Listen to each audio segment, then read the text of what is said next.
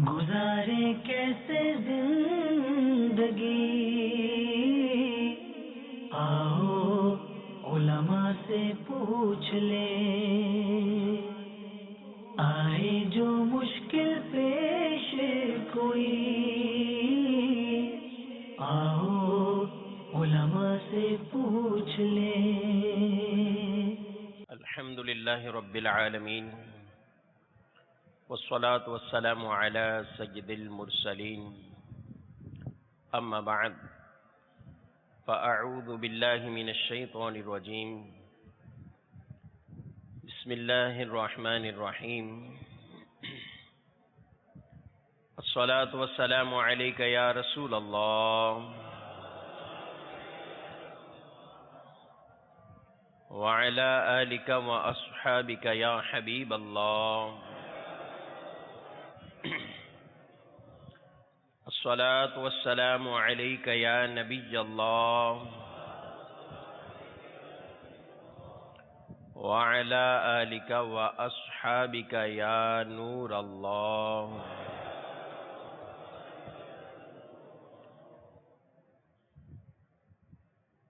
نویت سنت الاعتکاف۔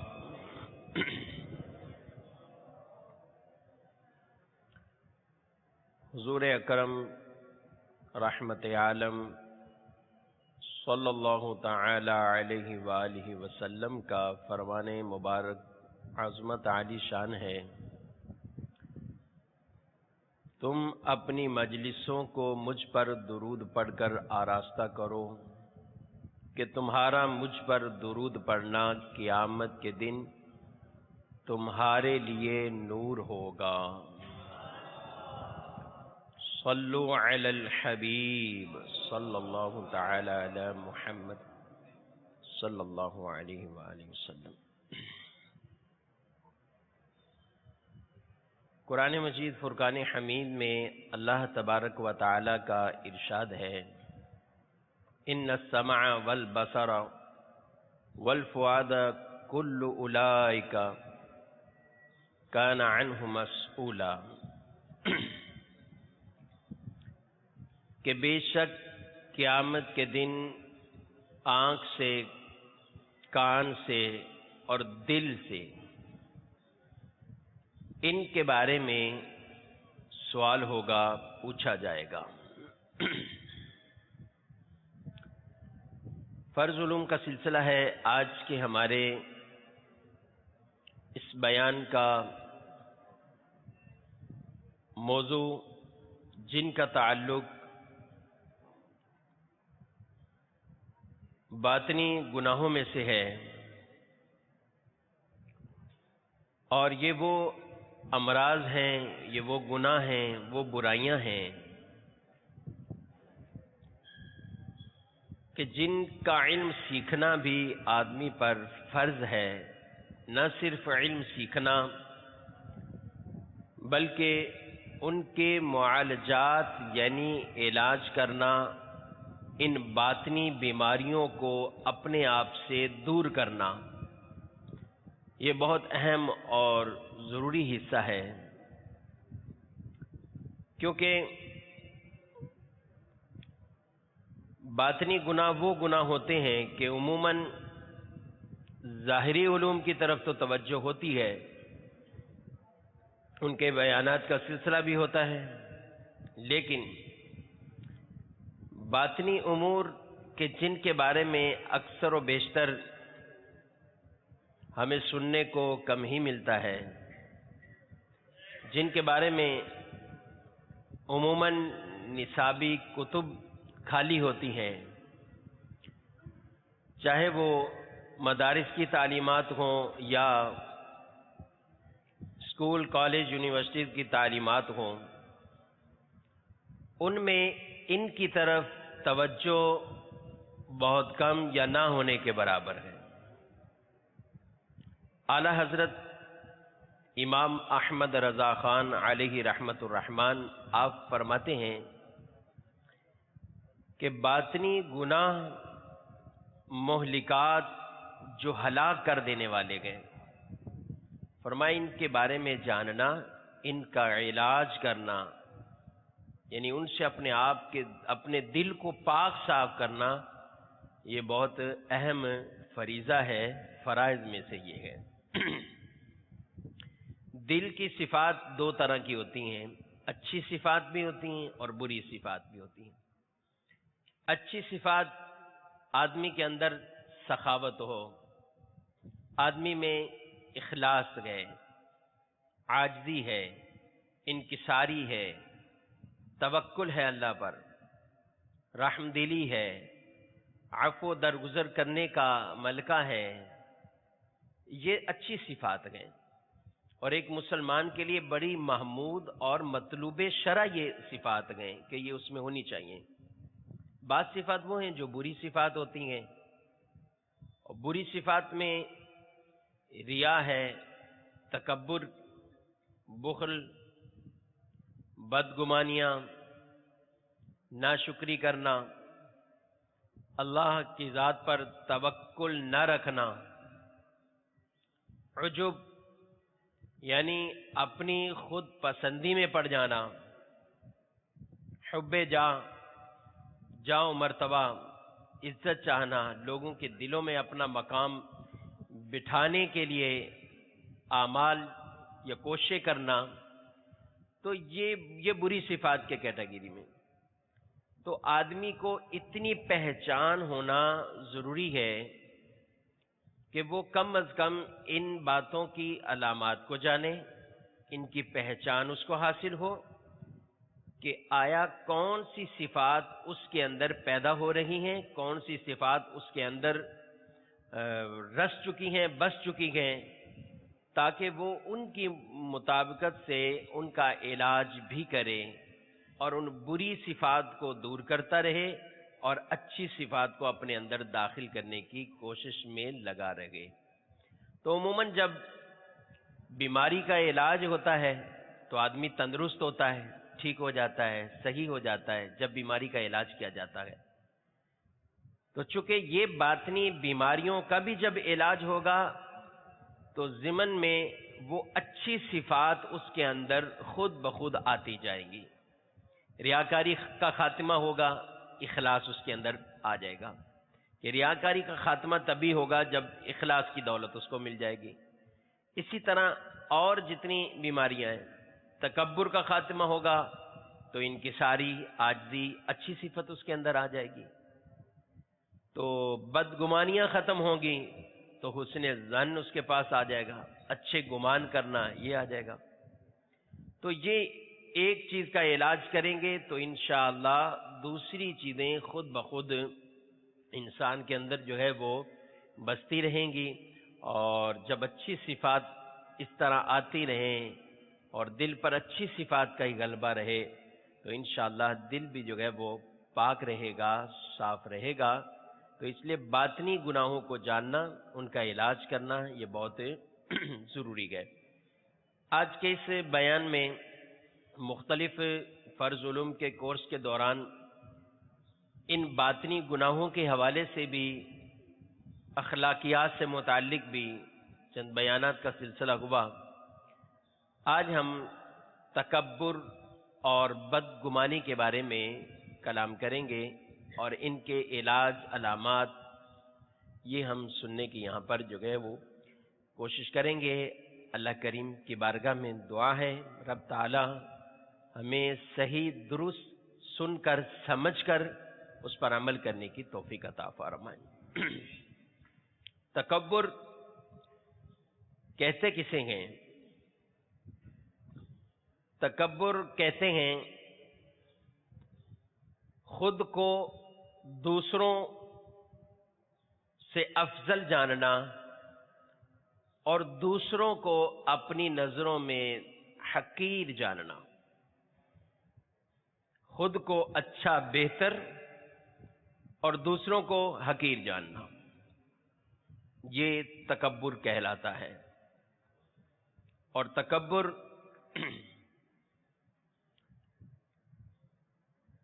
کہ خود کو اچھا جاننا، دوسروں کو حقیر جاننا، کبھی تو ایسا ہے کہ تکبر کی بعض صورتیں تو کفر والی ہوتی ہیں، جیسے تکبر اللہ عز و جل کے مقابلے میں کوئی تکبر کرے.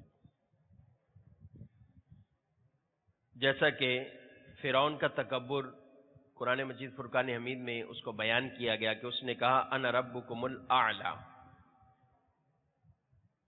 فاخذہ اللہ نکال الآخرۃ والاولی. ترجمہ کہ میں تمہارا سب سے اعلیٰ اونچا رب ہوں، تو اللہ نے اسے دنیا اور آخرت دونوں کے عذاب میں اس کی پکڑ فرمائی، گرفت فرمائی. یہ تکبر وہ جو اللہ عز و جل کے مقابلے میں ہے، یعنی اپنے آپ کو اعلیٰ، اچھا یا خدا ہونے کا اعلان کرنا. تو ایسا شخص خود وہ بھی کافر مشرک ہے، اور اس کی پیروی کرنے والے، اس کو خدا ماننے والے، معبود ماننے والے، یہ خود اسی کفر و شرک میں مبتلا ہوں گے. تو یہ پہلی تکبر کی ایک صورت کہ جو کفر والی صورت ہے. دوسری تکبر وہ بھی کفر والی صورت ہے کہ انبیاء کرام علیہم السلام کے مقابلے میں تکبر کرنا. انبیاء علیہ السلام کو حقیر جاننا، اپنے آپ کو بہتر جاننا، معاذ اللہ ثم معاذ اللہ.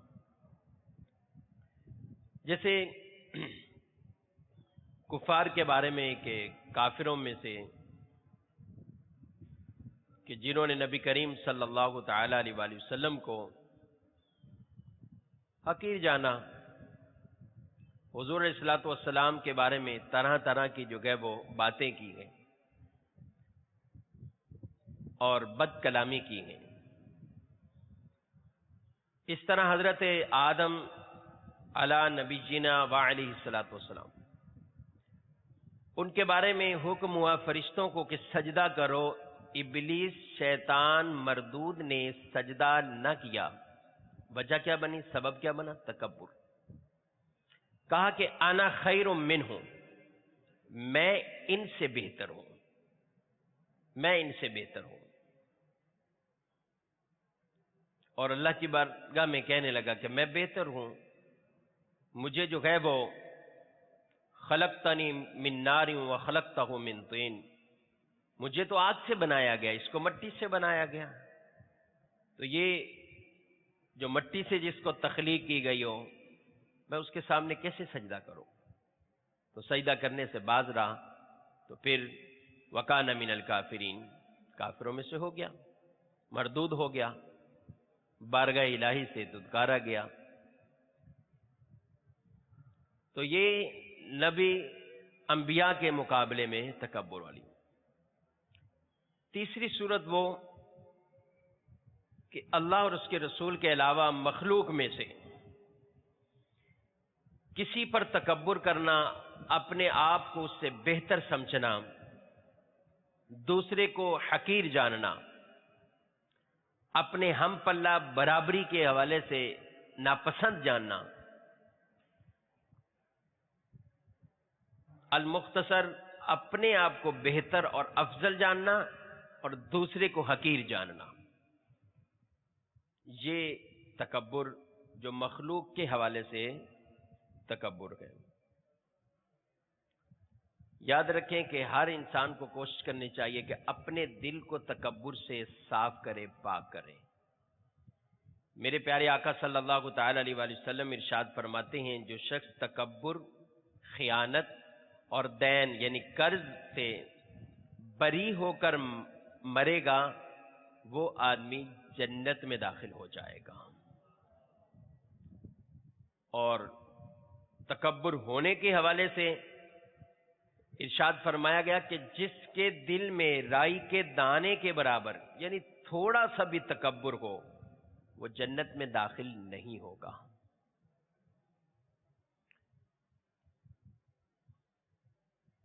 تو تکبر اللہ کو ناپسند ہے، یہ صفت بری صفت ہے. انہ لا یحب المستکبرین، اللہ تعالیٰ تکبر کرنے والوں کو پسند نہیں کرتا. اب یہ مختلف چیزوں سے تکبر ہوتا ہے. صدر الشریعہ بدر الطریقہ مفتی محمد امجد علی اعظمی رحمۃ اللہ تعالی علیہ اپنی کتاب تصنیف بہار شریعت میں بہار شریعت کے 16ویں حصے میں آپ نے تکبر کی چند باتوں کو ذکر فرمایا۔ تکبر کئی اور چیزوں سے بھی آدمی تکبر کے اندر پڑ جاتا ہے۔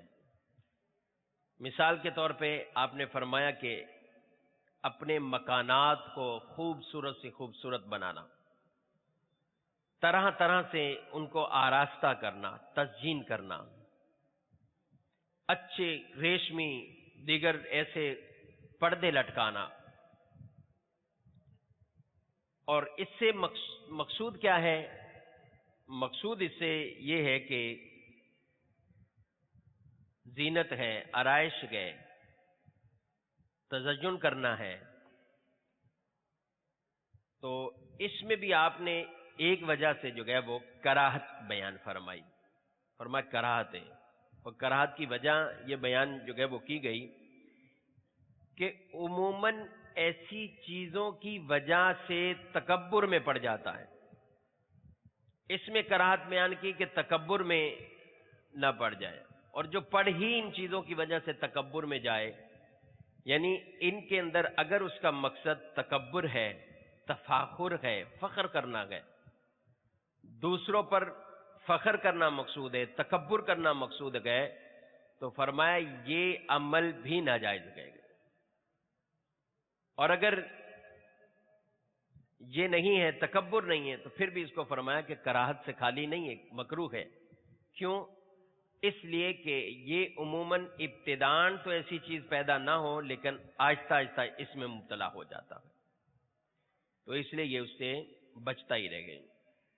لباس کے حوالے سے نبی کریم علیہ الصلوۃ والسلام نے ارشاد فرمایا کہ جو اپنے لباس کو، اپنی تہمت کو، ازار کو تکبر کے لیے ٹخنوں سے نیچے لٹکاتا ہے، اس کی ازار جو ہے وہ تکبر کی نیت سے وہ نیچے لٹکاتا ہے، تو ایسے شخص کے بارے میں یعنی یہ گناہگار ہے، ناجائز کر رہا ہے، اس شخص کے لیے فرمایا کہ لا ينظر اللہ یوم القیامت الیہ، قیامت کے دن اللہ تعالیٰ اس کی طرف نظر نہیں فرمائے گا جو تکبر کے لیے اپنے کپڑوں کو لٹکاتا ہو۔ مکان کے لیے بھی تکبر ہو سکتا ہے، گاڑی کی وجہ سے بھی ہو سکتا ہے، لباس کپڑوں کی وجہ سے بھی ہو سکتا ہے۔ لباس کپڑوں کا ایک انداز تو یہ ہے کہ تکبر کے لیے کپڑوں کو نیچے لٹکائے، تکبر کی نیت نہیں ہے، تکبر کے لیے ایسا نہیں کرتا، کپڑے خود ہی اس کے ٹخنوں سے نیچے چلے جاتے ہیں، تو ایسی صورتحال میں اس کے اوپر ناجائز کا حکم تو نہیں لگے گا۔ البتہ چونکہ یہ معاملہ مکروہ تنزیہ ہوگا، خلاف سنت ہے، سنت یہی ہے کہ آدمی کی تہمت ہو یا شلوار ہو، پاجامہ ہو، یہ ٹخنوں سے اوپر رہے، لیکن اگر تکبر کی نیت نہیں ہے پھر نیچے ہو جاتی تو پھر گناہ کا حکم نہیں لگے گا، لیکن کراہت تنزیہی اس میں مکروہ تنزیہ ہونا اس کا ہے۔ تو اور جو سنت کے مطابق لباس سلوائے، پہنے، ٹخنوں سے اوپر رکھے گا تو انشاءاللہ سنت پر عمل کرنے کا بھی اس کو ثواب حاصل ہوگا۔ ایک ہے اچھے کپڑے پہن لینا، اچھے کپڑے پہننے کے بعد دوسروں کو حقیر جاننا، یہ بھی تکبر کے زمرے میں، خود اچھا لباس پہنا ہے اور دوسروں کو حقیر جان رہا ہے۔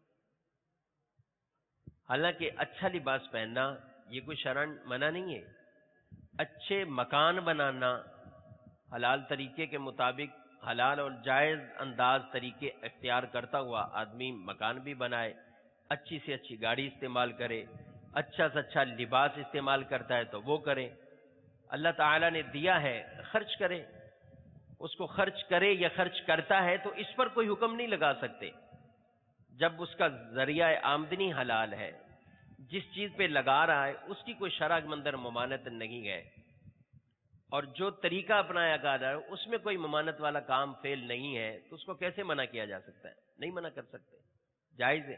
بلکہ یہ بھی مطلوب شرع ہے کہ اللہ کی دی ہوئی نعمتوں کو استعمال کر کے، خرچ کر کے اس اچھی نیت کے ساتھ اس کو کریں گے تو یہ اور عمل اس کا جو ہے وہ قابل ثواب ہو جائے گا کہ اللہ کی دی ہوئی نعمتوں کا اظہار کر رہا ہے. اور لیکن اگر انہی چیزوں کی وجہ سے لباس اچھا پہنا اور دوسرے کو حقیر جان رہا ہے کہ میں لباس اچھا ہے اس کا، دوسرے کو حقیر گھٹیا جاننا، یہ تکبر کے اندر اس کو ڈال دے گا. تو چاہے لباس ہو، گاڑی ہو، مکانات ہو، ان کے اندر یہ ضروری ہے کہ فخر، تکبر، یہ چیزیں آدمی کے اندر جو ہے وہ نہ ہو. اسی طرح ایک انداز یہ ہے کہ کوئی شخص جو ہے وہ سواری پر ہے اور اس کے ساتھ لوگ پیدل بھی چل رہے ہیں. اب اگر یہ محض اپنی شان دکھانے کے لیے ایسا کر رہے ہیں، اس کی نیت شان دکھانا ہے، تو تکبر کے لیے کرتا ہے تو بالکل اس کو منع کیا جائے گا، پھر اس کی ممانعت آ جائے گی. لیکن تکبر نہیں ہے. بعض کا تو ایسا ہوتا ہے ضرورت ہے، سواری ایک دو ہیں تو جو بزرگ اشخاص ہیں ان کو بٹھا دیا، کمزور ہیں، کوئی بیمار تھا، کوئی زخمی ہے، اس کو سواری پہ بٹھا دیا، بقیہ پیدل چل رہے ہیں، جائز ہے بالکل. اسی طرح علماء، مشائخ، لوگ ان کے احترام کے لیے، عزت کے لیے ان کو سواری پہ بٹھاتے ہیں، خود پیدل چلنا ان کے ساتھ جو ہے وہ پسند کرتے ہیں. تو یہ بھی تکبر کے زمرے میں نہیں آئے گا. لیکن ایسے شخص کو اپنے دل پر قابو برحال رکھنا یہ ضروری اور اہم ہے. اور اگر اس کے دل کے اندر ایسے فخر اور تکبر پایا گیا تو پھر اس پر اس کی جو ہے وہ گرفت اور پکڑ ہوگی. مال کماتا ہے، اب کوئی مال کمائے تو زیادہ سے زیادہ مال کماتا ہے. مال کمانے کی تو شرعن ممانعت نہیں ہے جب تک حرام کے اندر نہ پڑے، گناہ کے کاموں میں نہ پڑ جائے. حلال کمائے، جتنا کمائے، جتنا کمانا چاہتا ہے کمائے، حلال ذریعے سے کماتا رہے. لیکن اب اس میں بھی مختلف ارادے اور نیتیں عموماً کہ مال کس لیے کما رہا ہے، قدر کفایت سے زیادہ کیوں کما رہا ہے. تو اگر اس نیت کے ساتھ کماتا ہے کہ میرے لیے تو کافی ہے جتنا ہے لیکن اب مزید میں کما رہا ہوں، وہ اس نیت سے کماتا ہے کہ میرے جو قریبی رشتہ دار ہیں، اعزاء ہیں، اقربا ہیں، ان میں جو غریب لوگ ہیں میں ان کی مدد کروں گا. جب میرے پاس ایک ذریعہ ہے، اس سے مجھے آمدنی ہو رہی ہے، بچت ہو رہی، میں اس کے ذریعے اگرچہ میری کفایت سے زیادہ ہے تو میں اس لیے کما رہا ہوں کہ ان کی مدد کروں گا، غریبوں کو دوں گا، غریبوں کے ساتھ مدد کر کے ان کی دل جوئی کروں گا. تو یہ عمل، یہ مال کمانا بھی اس کا مستحب، یہ قابل ثواب ہو جائے گا. لیکن اس میں یہ شرط ضروری ہے کہ مال کمانے کا انداز، طریقہ وہ شریعت کے مطابق ہو. کہ بہت سے کام ایسے ہیں کہ جن کو ہم کرتے اچھی نیت سے، اچھے ارادوں کے ساتھ کرتے ہیں، کرتے بھی ان کو یہ سمجھ کر کہ اللہ کی رضا حاصل ہو گئی، لیکن اسی کام کے اندر علم نہ ہونے کی وجہ سے ایسی غیر شرعی باتیں ایڈ کیے ہوئے ہوتے ہیں کہ جس کی وجہ سے وہ عمل ہمارا گناہ والا معاملہ ہو جاتا ہے. تو جو بھی کام ہو، اب بعض اوقات کوئی گناہ سے بچ کر کرتا ہے، شریعت کے تقاضوں کے مطابق اس عمل کو جو ہے وہ بجا لاتا ہے. تو اب یہ کہ کاروبار شریعت کے مطابق کر رہا ہے، کفایت سے زیادہ کما رہا ہے، اس لیے کما رہا ہے غریبوں کو دوں گا، تو یہ اس کا عمل قابل ثواب ہو جائے گا. بلکہ یہاں تک علماء لکھتے ہیں کہ نفلی عبادات سے افضل یہ عمل آپ جو ہے کہ یہ لوگوں کی اس میں مدد کرنا جو ہے وہ شامل پایا جا رہا ہے. اور اگر اس لیے جو ہے وہ کماتا ہے کہ مال دولت کی وجہ سے میری عزت وقار کے اندر اضافہ ہوگا، لیکن اس سے فخر اور تکبر مقصود نہیں ہے. ٹھیک ہے، مال زیادہ ہوگا، میری عزت مقام میں برتری ہوگی، بلند مرتبہ ہوگا، لیکن تکبر فخر نہیں ہے. تکبر فخر نہیں ہے مطلب کہ اس مال کے ذریعے دوسرے پر فخر نہیں چاہ رہا اور اس مال کے ذریعے دوسرے کو حقیر نہیں جان رہا. تو یہ وہ عمل ہے کہ یہ مباح ہے، یعنی نہ ثواب نہ گناہ اس پر. لیکن یہی مال اس لیے کماتا گئے کہ جس سے اس کا فخر مقصود ہے، تفاخر ہے، تکبر ہے، تو اب یہ ناجائز اور گناہ کے زمرے میں آ جائے گا۔ تو اس لیے تکبر کے حوالے سے مختلف طرح طرح کے پہننے سے بھی، کھانے پینے، دعوتوں کے انتظام کرنے، دعوتیں کرنے، شادی بیاہ کرنے، کئی چیزیں ایسی گئے ہمارے معاشرے میں کہ جس کے اندر فخر، تکبر وہ شامل ہو جاتا ہے، اور یہ بری صفت ہوتی ہے، اور اس میں کئی باتیں ایسی کہ جن کی وجہ سے آدمی گناہ کے اندر جو ہے وہ پڑ جاتا ہے۔ آدمی اچھا سے اچھا کھانا پسند کرتا ہے، کھائے، اچھا سے اچھا پینا پسند کرتا ہے، پیے، کھائے بھی، پیے بھی، پہنے بھی، شرطیں وہی دو ہیں، فخر نہ کرے، تکبر نہ کرے، اسراف سے بچتا رہے، اور جن چیزوں کے ذریعے یہ چیزیں خرید رہا ہے، آمدنی جو ہے وہ اس کی حلال طریقے سے ہو، تو ٹھیک ہے، کرتا رہے اچھے ارادوں کے ساتھ، کوئی اس کو ممانت والی بات نہیں۔ لیکن کہیں بھی اس نے کمی چھوڑ دی تو پھر یہ اس کی وجہ سے جو ہے وہ گناہ کے اندر پڑ جائے گا۔ تو اب کئی چیزیں یہ جو میں نے باہر شریعت کے حوالے سے یہ چند مثالیں بھی دیں، تو جن کا تعلق ان چیزوں سے ہے، تو اب آدمی جو ہے وہ اپنے آپ پر غور کرے، اور غور کرنے کے ساتھ ساتھ اس چیز پر جو ہے وہ غور کرے کہ کیا یہ علامات، ایسی علامات اپنے کاموں کو دیکھیں، اور ایسی علامات کے اندر یہ بری علامتیں تو نہیں پائی جاتی میرے اندر۔ جب بری علامات، کیونکہ ہر مرض کی کچھ نہ کچھ علامتیں ہوتی ہیں، ہر مرض کی کچھ نہ کچھ علامت ہے۔ بعض اوقات ہمیں نظر آنے والا مرض وہ کئی اور امراض کو ضمن میں لیا ہوا ہوتا ہے، تو جو ایک ماہر اچھا ڈاکٹر، حکیم، طبیب ہوتا ہے، تو وہ پھر امراض کی جب تشخیص کرتا ہے اس مرض میں کیا ہے، تو پھر کئی اس میں وائرس نکلتے ہیں، کئی معاملات اس میں نکلتے گئے، جراثیم طرح طرح کے اس کے اندر جو ہے وہ پائے جاتے ہیں۔ اسی طرح دل کے ان امراض پر جب ہم غور کرتے ہیں تو پھر پہلے تو مرض اور ان کی علامات ہمارے سامنے آئے، پھر ہم ان کے علاج کی طرف بڑھیں۔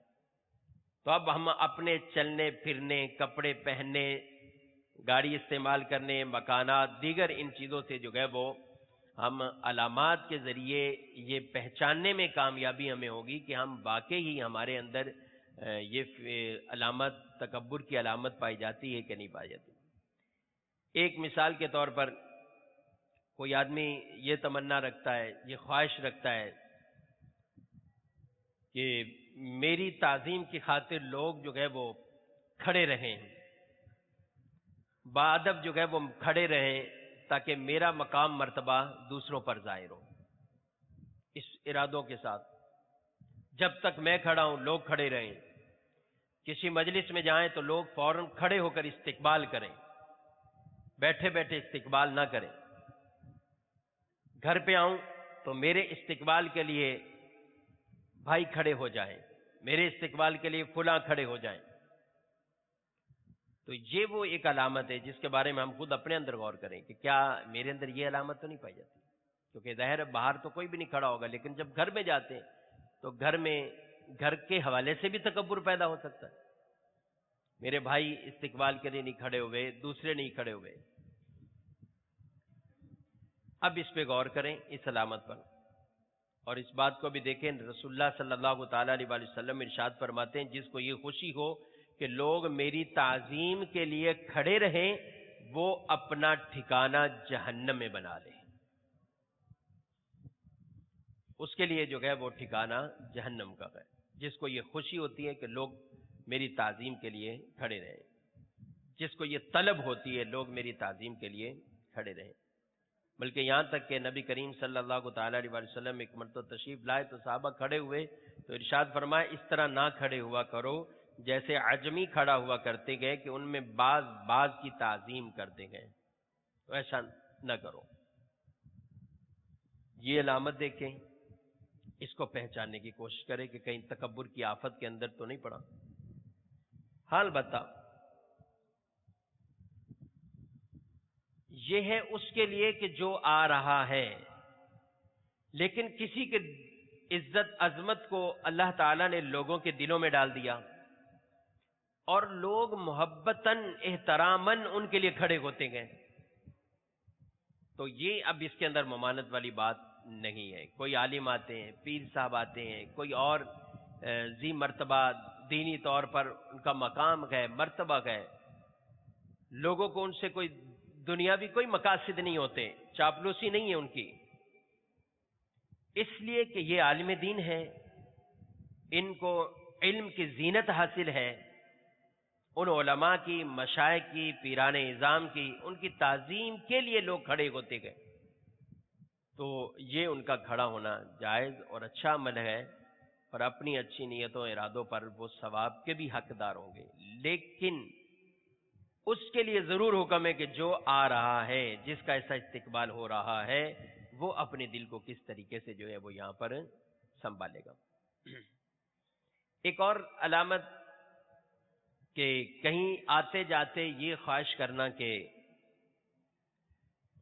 میرا کوئی شاگرد، کوئی دوست، کوئی رفیق، کوئی عقیدت مند برابر یا پیچھے پیچھے چلے، یعنی جس سے لوگوں کے اندر میری بڑھائی برتری ظاہر ہو، پیچھے آگے چلے اس لیے کہ لوگوں میں میرا ایک مقام مرتبہ ظاہر ہو.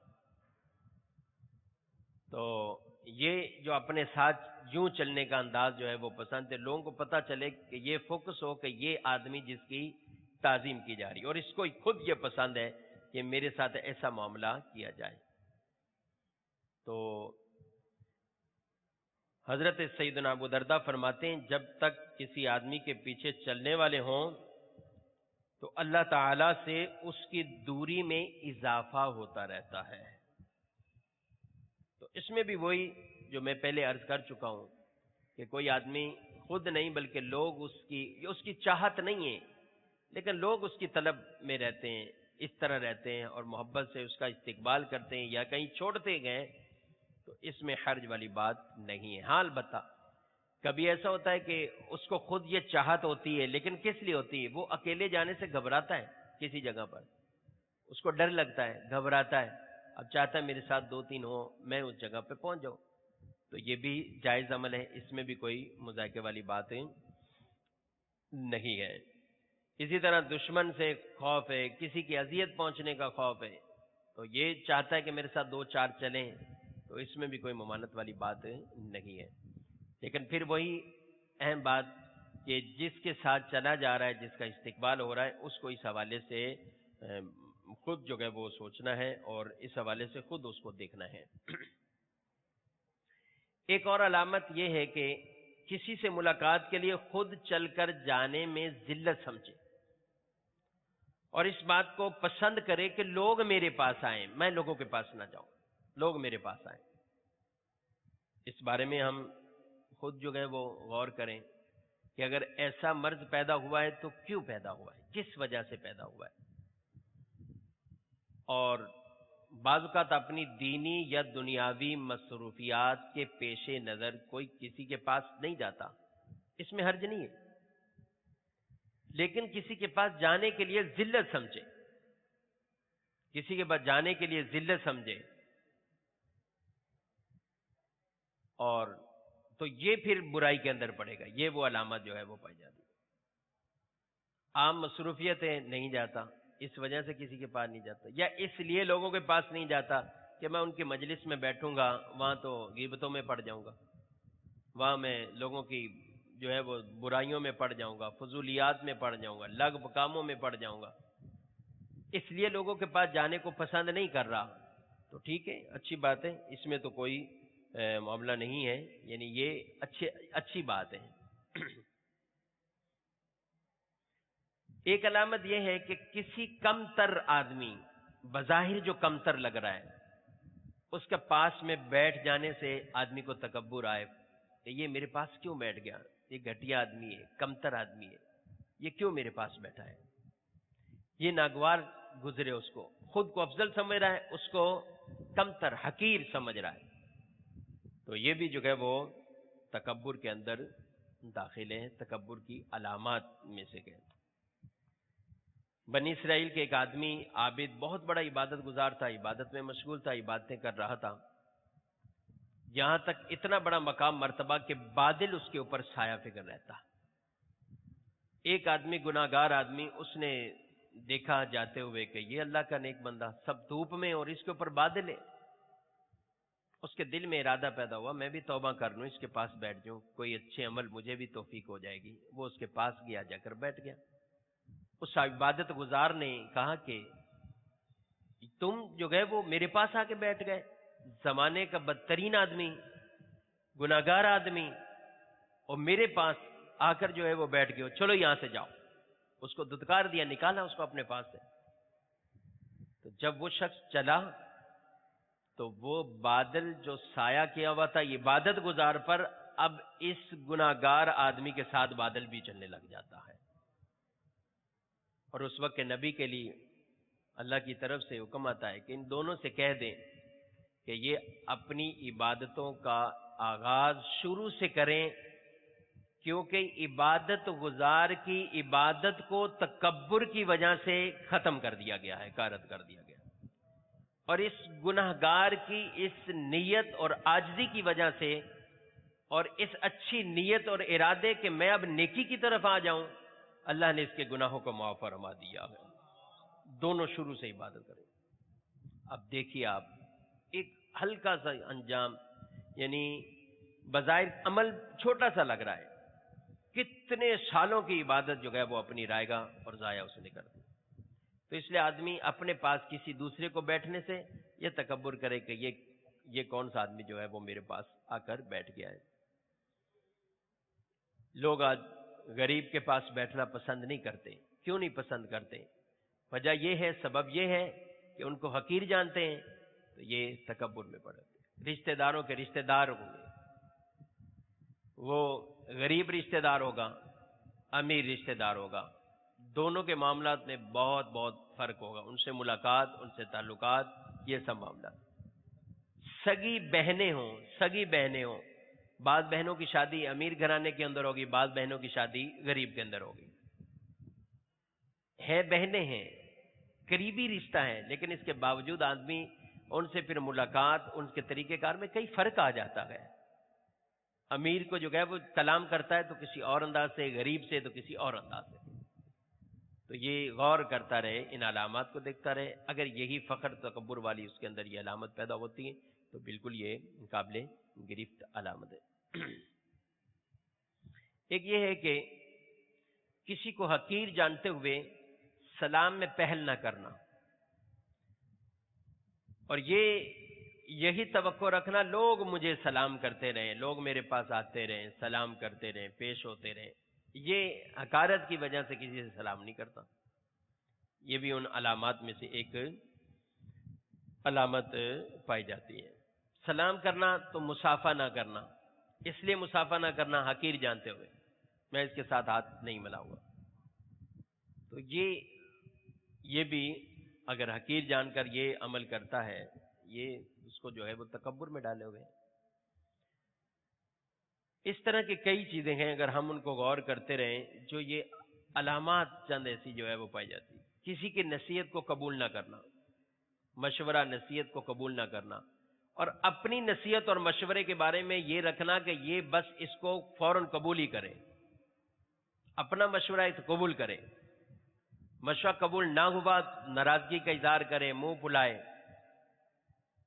یہ کیوں کرتا ہے؟ اس لیے کرتا ہے کہ لوگوں کو حقیر جانتا ہے کہ میری بات یہ مانے، میں نہ ان کی مانوں. ان کی باتوں کی کیا اہمیت ہے؟ میرے لیے وہ نہیں کوئی اہمیت ہے، لیکن میری بات یہ مانے. یہ اس لیے کرتا ہے کہ لوگوں کو حقیر جانتا ہے. تو یہ بھی جو ہے وہ علامات تکبر میں سے ہے. اسی طرح اپنی جو ہے وہ بحث و تکرار کے اندر ہمیشہ غالب آنے کے لیے، غالب آنا پسند کرے، اور دوسرے کی تقلید یعنی اس کو غلط قرار دینا ہی اس کو محمود پسندیدہ ہے. اپنی غلطی تسلیم نہیں کرنی ہے. یہ بھی کیوں؟ اس لیے اگر اس لیے کرتا ہے کہ یہ اگر تو بات ہی ٹھیک ہے، درست بات ہے، تو وہ ایک جدا بات ہے، لیکن ہر وقت یہی رکھنا جو میری رائے، جو میری سوچ وہ اعلیٰ ہے. یہ حقیر آدمی ہے، اگر اس کو کیا پتا کہ کیا چیزیں ہوتی، کیا سوچ ہوتی، کیا بات، ان کو حقیر جانتا ہے.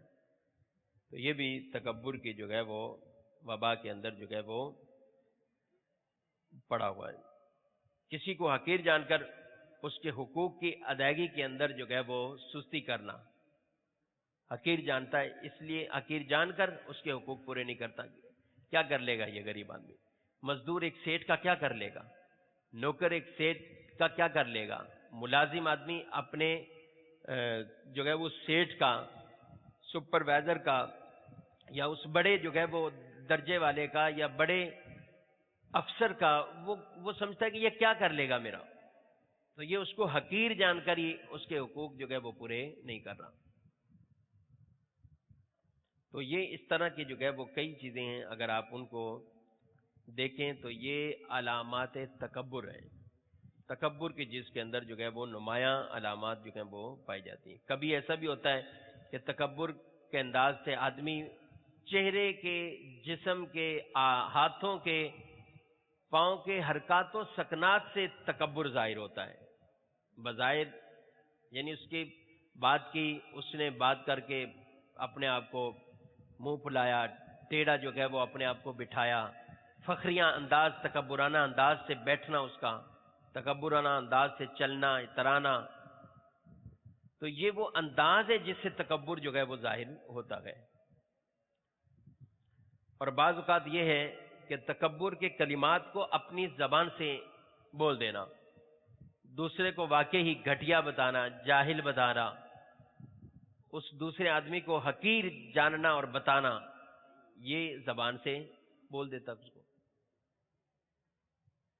تو یہ یاد رکھیں کہ جو اس طرح کے احوال، اقوال، افعال ہوتے ہیں تو جن کے جو ہے یہ انداز پائے جاتے ہیں تو یہ بھی تکبر ظاہر ہوتا ہے. لیکن اس میں یہ شرط ضروری ہے کہ دل کے اندر تکبر موجود ہو. ہم کسی کے چہرے کو دیکھ کے یہ نہیں کہیں گے یہ تکبر میں پڑا ہوا ہے، یہ بیٹھا اس طرح، یہ تکبر کے اندر ہے. لیکن اگر اس کے دل میں یہی ہے، وہ دوسرے کی بات اس انداز سے سنتا ہے، تو یہ تکبر کی جو ہے وہ علامات میں سے ہے. تو دل میں اگر تکبر ہے تو بالکل لازمی سی بات ہے کہ اس کو تکبر کہا جائے گا. کئی اسباب ایسے جن کی وجہ سے تکبر آتا ہے. یہ چند علامتیں ہیں جو میں نے ابھی عرض کی. کسی کو حقیر جاننا، گھٹیا جاننا، کسی کی جو ہے وہ اپنی بات کو ہمیشہ سچائی کی طرف رکھنا، اپنی بات منوانے کے لیے رکھنا، اپنے مشورے کو منوانے کے لیے رکھنا، دوسروں کی بات نہ ماننا، ان کا نہ مشورہ ماننا، نہ ان کے حقوق ادا کرنا. تو اس میں بعض اسباب ہوتے ہیں جن کی وجہ سے آدمی تکبر میں پڑ جاتا ہے. اب یہ چند اسباب ہیں، یا آپ تحریر کر لیں، اس کو دیکھیں، غور کریں کہ کبھی آدمی علم کی وجہ سے تکبر میں پڑتا ہے. علم. نمبر 2، عبادت کی وجہ سے تکبر میں پڑتا ہے. نمبر 3، مال دولت کی وجہ سے تکبر میں پڑتا ہے. نمبر 4، اعلی خاندان، حسب و نسب، اس کی وجہ سے تکبر میں پڑ جاتا ہے. نمبر 5، کسی عہدے اور منصب کی وجہ سے تکبر میں پڑ جاتا ہے. نمبر 6، کامیابیاں ہی کامیابیاں، جو کامیابی کی وجہ سے تکبر میں پڑ جاتا ہے. نمبر 7، حسن، جمال، خوبصورتی کی وجہ سے تکبر میں پڑ جاتا ہے. نمبر 8، طاقت، قوت کی وجہ سے تکبر کے اندر پڑ جاتا ہے. اور بھی اس طرح کے کئی اسباب ہیں، غور کریں تو. لیکن چند یہ ہیں کہ جن کی وجہ سے عمومی اوورال لوگوں کے اندر دیکھا جائے تو تکبر کے اندر وہ مبتلا ہو جاتے ہیں. علم دین سیکھنا، سکھانا بہت بڑی سعادت کی بات ہے. عالم بننا یہ بھی سعادت کی بات ہے. بلکہ بعض علم تو وہ ہیں کہ جن کا سیکھنا آدمی پر ویسے ہی شریعت مطہرہ کی طرف سے فرض ہوتا ہے. جیسا کہ یہ ہم یہاں پہ فرض علوم کورس کا ہی یہ سلسلہ ہے، اور کتنے جو ہے وہ 2 ماہ سے تقریباً یہ نشستوں کا سلسلہ جاری ہے. تو اس کورس میں مقصد یہی ہے کہ ہم زیادہ سے زیادہ فرض چیزیں، واجبات چیزیں وہ سیکھیں کہ جن کی وجہ سے گناہ میں آدمی پڑتا ہے، ان چیزوں کو سیکھیں. تو علم بعض اوقات تو سیکھنا ہی اس کا حسب حال فرض ہے. لیکن علم کی آفت یہ ہے کہ علم کی وجہ سے تکبر میں پڑ جاتا. ایک سبب یہ بھی بن جاتا ہے کہ علم ہے، علم کی وجہ سے تکبر میں پڑ جاتا ہے. اب کم علم اسلامی بھائیوں کو ڈانٹنا، ان کو حقیر جاننا، ان کو بات بات پر انہیں جھاڑنا، جاہل ہونے کا طعنہ دینا، طرح طرح کے برے القابات سے لا علم، کم علم، جاہل آدمی، دیہاتی، پینڈو، طرح طرح کے اس طرح کے جو ہے وہ برے القابات سے ان کو کہنا کہ یہ ایسا شخص ہے. تو یہ بہرحال اس پہ جو ہے وہ غور کرے. آفت علم، جیسا کہ روایت میں بیان کیا گیا کہ علم کی آفت تکبر ہے. علم تو اچھی چیز ہے، علم وہ زینت ہے جو ساری زینتوں میں سے اچھی زینت، کہ علم دین اس نے سیکھا ہوا ہے، بہت اچھی زینت ہے، اس نے دین کا علم سیکھا ہوا ہے. لیکن اس کی وجہ سے تکبر میں پڑتا ہے تو یہ آفت علم ہے. اس کی وجہ سے اگر تکبر میں پڑتا، علم کی آفت ہے. ایسے شخص کا علاج کیا ہے کہ جس کو علم کی وجہ سے تکبر آ جائے، یہ سوچے کہ بھائی اس جاہل آدمی کو تو پتہ ہی کچھ نہیں ہے، فرض علوم تو ہم نے سیکھا ہوا ہے، 2 مہینے تک تو ہم علماء کے پاس بیٹھتے رہے، اس کو کیا پتا کہ علم کی بات کیا ہوتی ہے. یہ دوسروں کو حقیر جاننا. تو اس کا علاج یہ ہے کہ کوئی بھی عالم ہو، یہ تو ہم نے چند نشستیں میں شرکت کی، کوئی بھی عالم بھی ہو، 8 سال درس نظامی پڑھتا ہے، عالم بن جاتا ہے، مفتی بن جاتا ہے، اور اس کے ساتھ ساتھ تکبر میں پڑ جاتا ہے. تو اس کا علاج یہ ہے کہ اپنے آپ کو سمجھانے کی کوشش یوں کرے کہ شیطان بھی بہت بڑا عالم تھا، بہت بڑا علم والا تھا. ایسا علم کہ جس کو معلم الملائکہ کہا جاتا ہے، فرشتوں کو درس اور واز کرنے والا. تو علم تھا بہت زیادہ، لیکن ساتھ ساتھ انجام کیا ہوا؟ کفر اور مردود ہو گیا اللہ کی بارگاہ میں.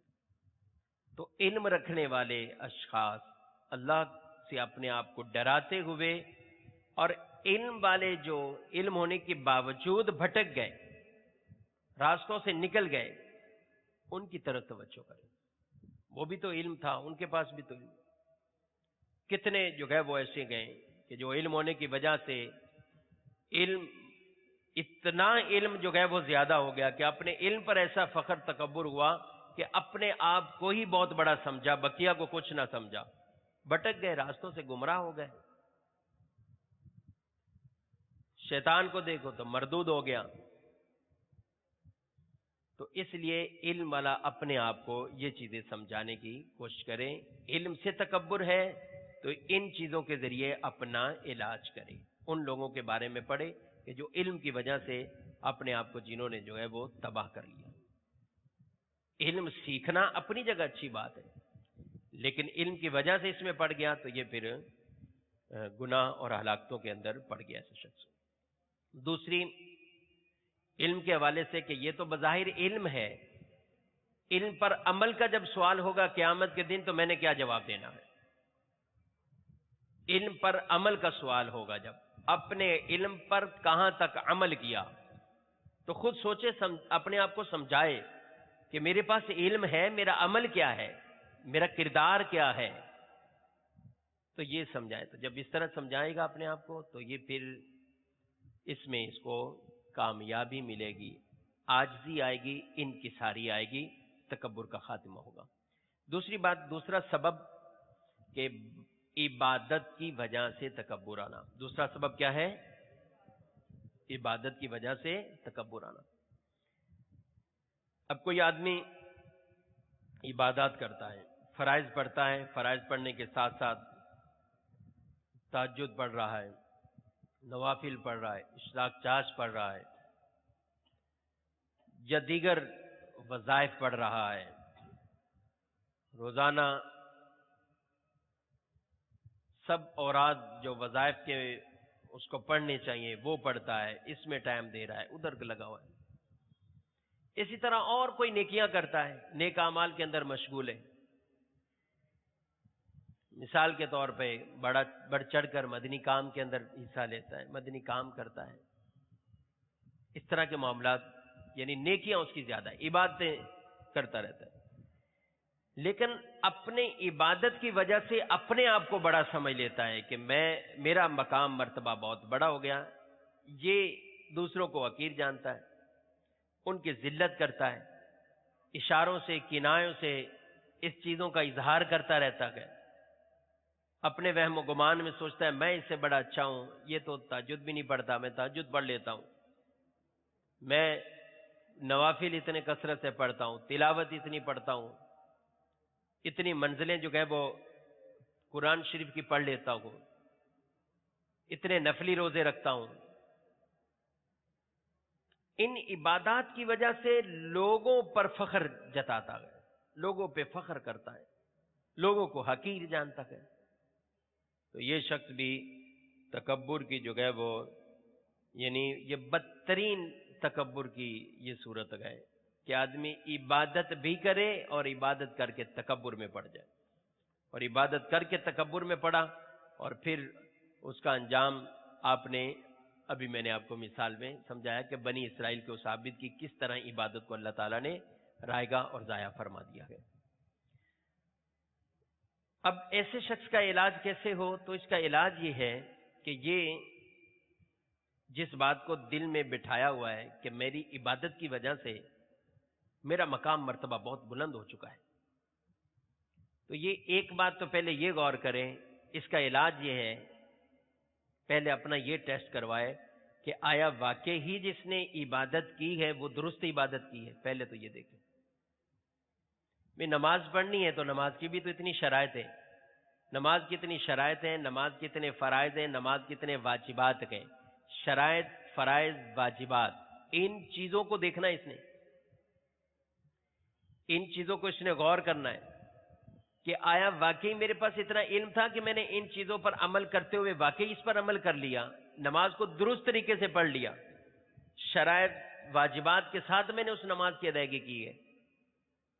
تو اگر اسی کے اندر کمی ہے تو اس کی نماز ہی کیسے درست ہوگی؟ نماز کی شرط چھوڑے گا، نماز اس کی شروع کیسے ہوگی؟ نماز کے فرائض چھوڑیں گے، نماز اس کی جو ہے وہ نماز ہی نہیں ہوئی. نماز کے واجبات چھوڑتا ہے تو واجبات ترک کرنے کی وجہ سے جو ہے وہ کتنی صورتیں اس کی کہ جس کی وجہ سے سجدہ صاحب سے تلافی ہو جائے گی، اور کئی صورتیں کہ جس کی وجہ سے اس کو نماز ہی دوبارہ پڑھنی پڑے گی. تو پہلے تو یہ دیکھ لے کہ جو عبادت کر رہا ہے وہ بھی ٹھیک کر رہا ہے کہ نہیں کر رہا. یہ نفلی روزہ تو رکھ رہا ہے لیکن نفلی روزہ رکھنے کے ساتھ ساتھ یہ کوتاہیاں کتنی کر رہا ہے. ادھر نفلی روزہ رکھا ہوا ہے، والدین کی نافرمانی کر رہا ہے، والدین کا کہنا نہیں مان رہا، والدین کے کہنے اور خدمت کو بوجھ سمجھ رہا ہے کہ یہ میرے اوپر انہوں نے کام ڈالے ہوئے، میں نے نفلی روزہ رکھا ہوا عبادت کر رہا ہوں. تو کیا یہ عبادت گزار شمار کیا جائے گا؟ تو پہلے تو اپنی عبادت کو ٹیسٹ کر لے کہ جس پہ میں فخر کر رہا ہوں میری عبادت کا حال کیا ہے، پہلے اس کو دیکھ لے. اچھا، اگر شرائط پوری ہوں، سب چیزیں پوری ہیں، تو کیا یہ عبادت باطنی گناہوں سے خالی ہے؟ ریاکاری تو نہیں آ گئی ان عبادت کی وجہ سے؟ تو یہ ساری چیزیں جب پوری اگر بالفرض اس نے کر لی، ریاکاری بھی نہیں ہے، شرائط بھی نہیں ہے، یہ بھی نہیں ہے، تو اب کیوں اپنے ثواب کو ضائع کر رہا ہے؟ تکبر کو دل کے اندر جو ہے وہ جما کر، تکبر لا کر اپنے ثواب کو کیوں ضائع کر رہا ہے؟ تو اس طرح یہ سوچے، اپنے آپ کو سوچے. ان عبادت گزاروں کے بارے میں بھی سوچے کہ جو برسوں تک عبادت کرتے رہے لیکن بھٹک گئے، راستوں سے جدا ہو گئے، ان کے بارے میں بھی جو ہے وہ غور کریں.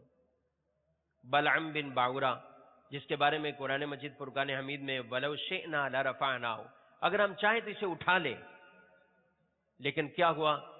اللہ کے نبی حضرت موسیٰ علیہ السلام کے بارے میں اس نے بد دعا کرنے کے لیے جو ہے وہ نکلا، مال کے لالچ میں، دولت کی لالچ میں آگے بد دعا کرنے لگا. تو اللہ کا قہر عذاب نازل ہوا کہ زبان اس کی لٹک گئی، اس کے سینے پہ آ جاتی. فَمَثَلُهُ كَمَثَلِ الْكَلْبِ، اس کی مثال کتے کی مثال کی طرح ہو گئی. وہ جو مستجاب الدعویٰ تھا آج یہ ہو گیا. تو اس لیے آدمی ان کے واقعات کو ذہن میں بٹھائے، دیکھے، اور پھر عبادت کے ذریعے سے جو تکبر آ رہا ہے اس کے بارے میں اللہ کی خفیہ تدبیر سے ڈرتا رہے. تیسرا سبب یہ ہے مال اور دولت کی وجہ سے تکبر آنا. مال کی وجہ سے اپنے پاس جو ہے وہ دنیاوی چیزوں کی بڑی فراوانی ہے، کار ہے، بنگلہ، بینک بیلنس، کام کاج، نوکر چاکر، سب چیزیں یہ ان کی وجہ سے تکبر کی آفت میں مبتلا ہو رہا ہے کہ غریب لوگ، عام غریب لوگوں کو کچھ سمجھے ہی نہ، بالکل حقیر سمجھے، ان کو انسان ہونے کا بھی جو ہے وہ حق نہ دے کہ یہ کیا چیزیں ہیں. لوگوں کو بعض اوقات ایسے لوگ بعض اوقات اتراتے ہوئے، فخر کرتے ہوئے ان چیزوں کا زبان پر بھی اظہار کر دیتے ہیں. تمہاری حالت کیا ہے؟ تمہارے جو ہے وہ 6 مہینے سال کی کمائی تو میری ایک دن کے عیاشیوں میں اڑ جاتی ہے. اس طرح کا اظہار کر دیتے ہیں. تمہاری مہینے کی کمائی جو ہے وہ ہمارے ایک جو ہے وہ کھانے کے اندر چلی جاتی ہے. اتنا خرچ تو اپنے کھانے پہ ہم کرتے ہیں، دعوتوں پہ کرتے ہیں. تو اس کی وجہ سے بھی آدمی تکبر کے اندر جو ہے وہ پڑا رہتا ہے. اب مال دولت کی وجہ سے تکبر آئے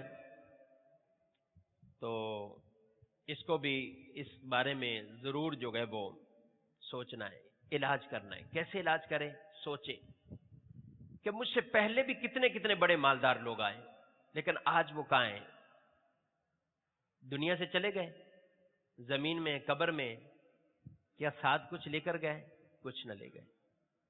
وہی خالی کفن اس کو ملا، وہی خالی کفن مجھے ملے گا.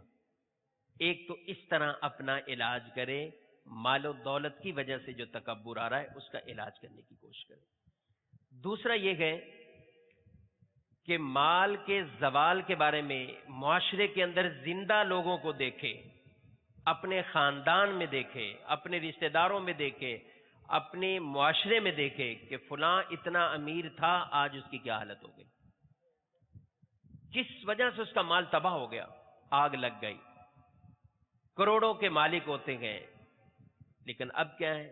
اب روڈ پر آ گئے، رہنے کی جگہ نہیں، کاروبار نہیں ہے، ٹھیلے لگا کر جو ہے وہ گزر بسر کر رہے، بھکاری بن گئے، بعض گزر بسر کر رہے ہیں. تو یہ مال کی اس آفت کو بھی دیکھے کہ یہ مال کی وجہ سے میں فخر کر رہا ہوں.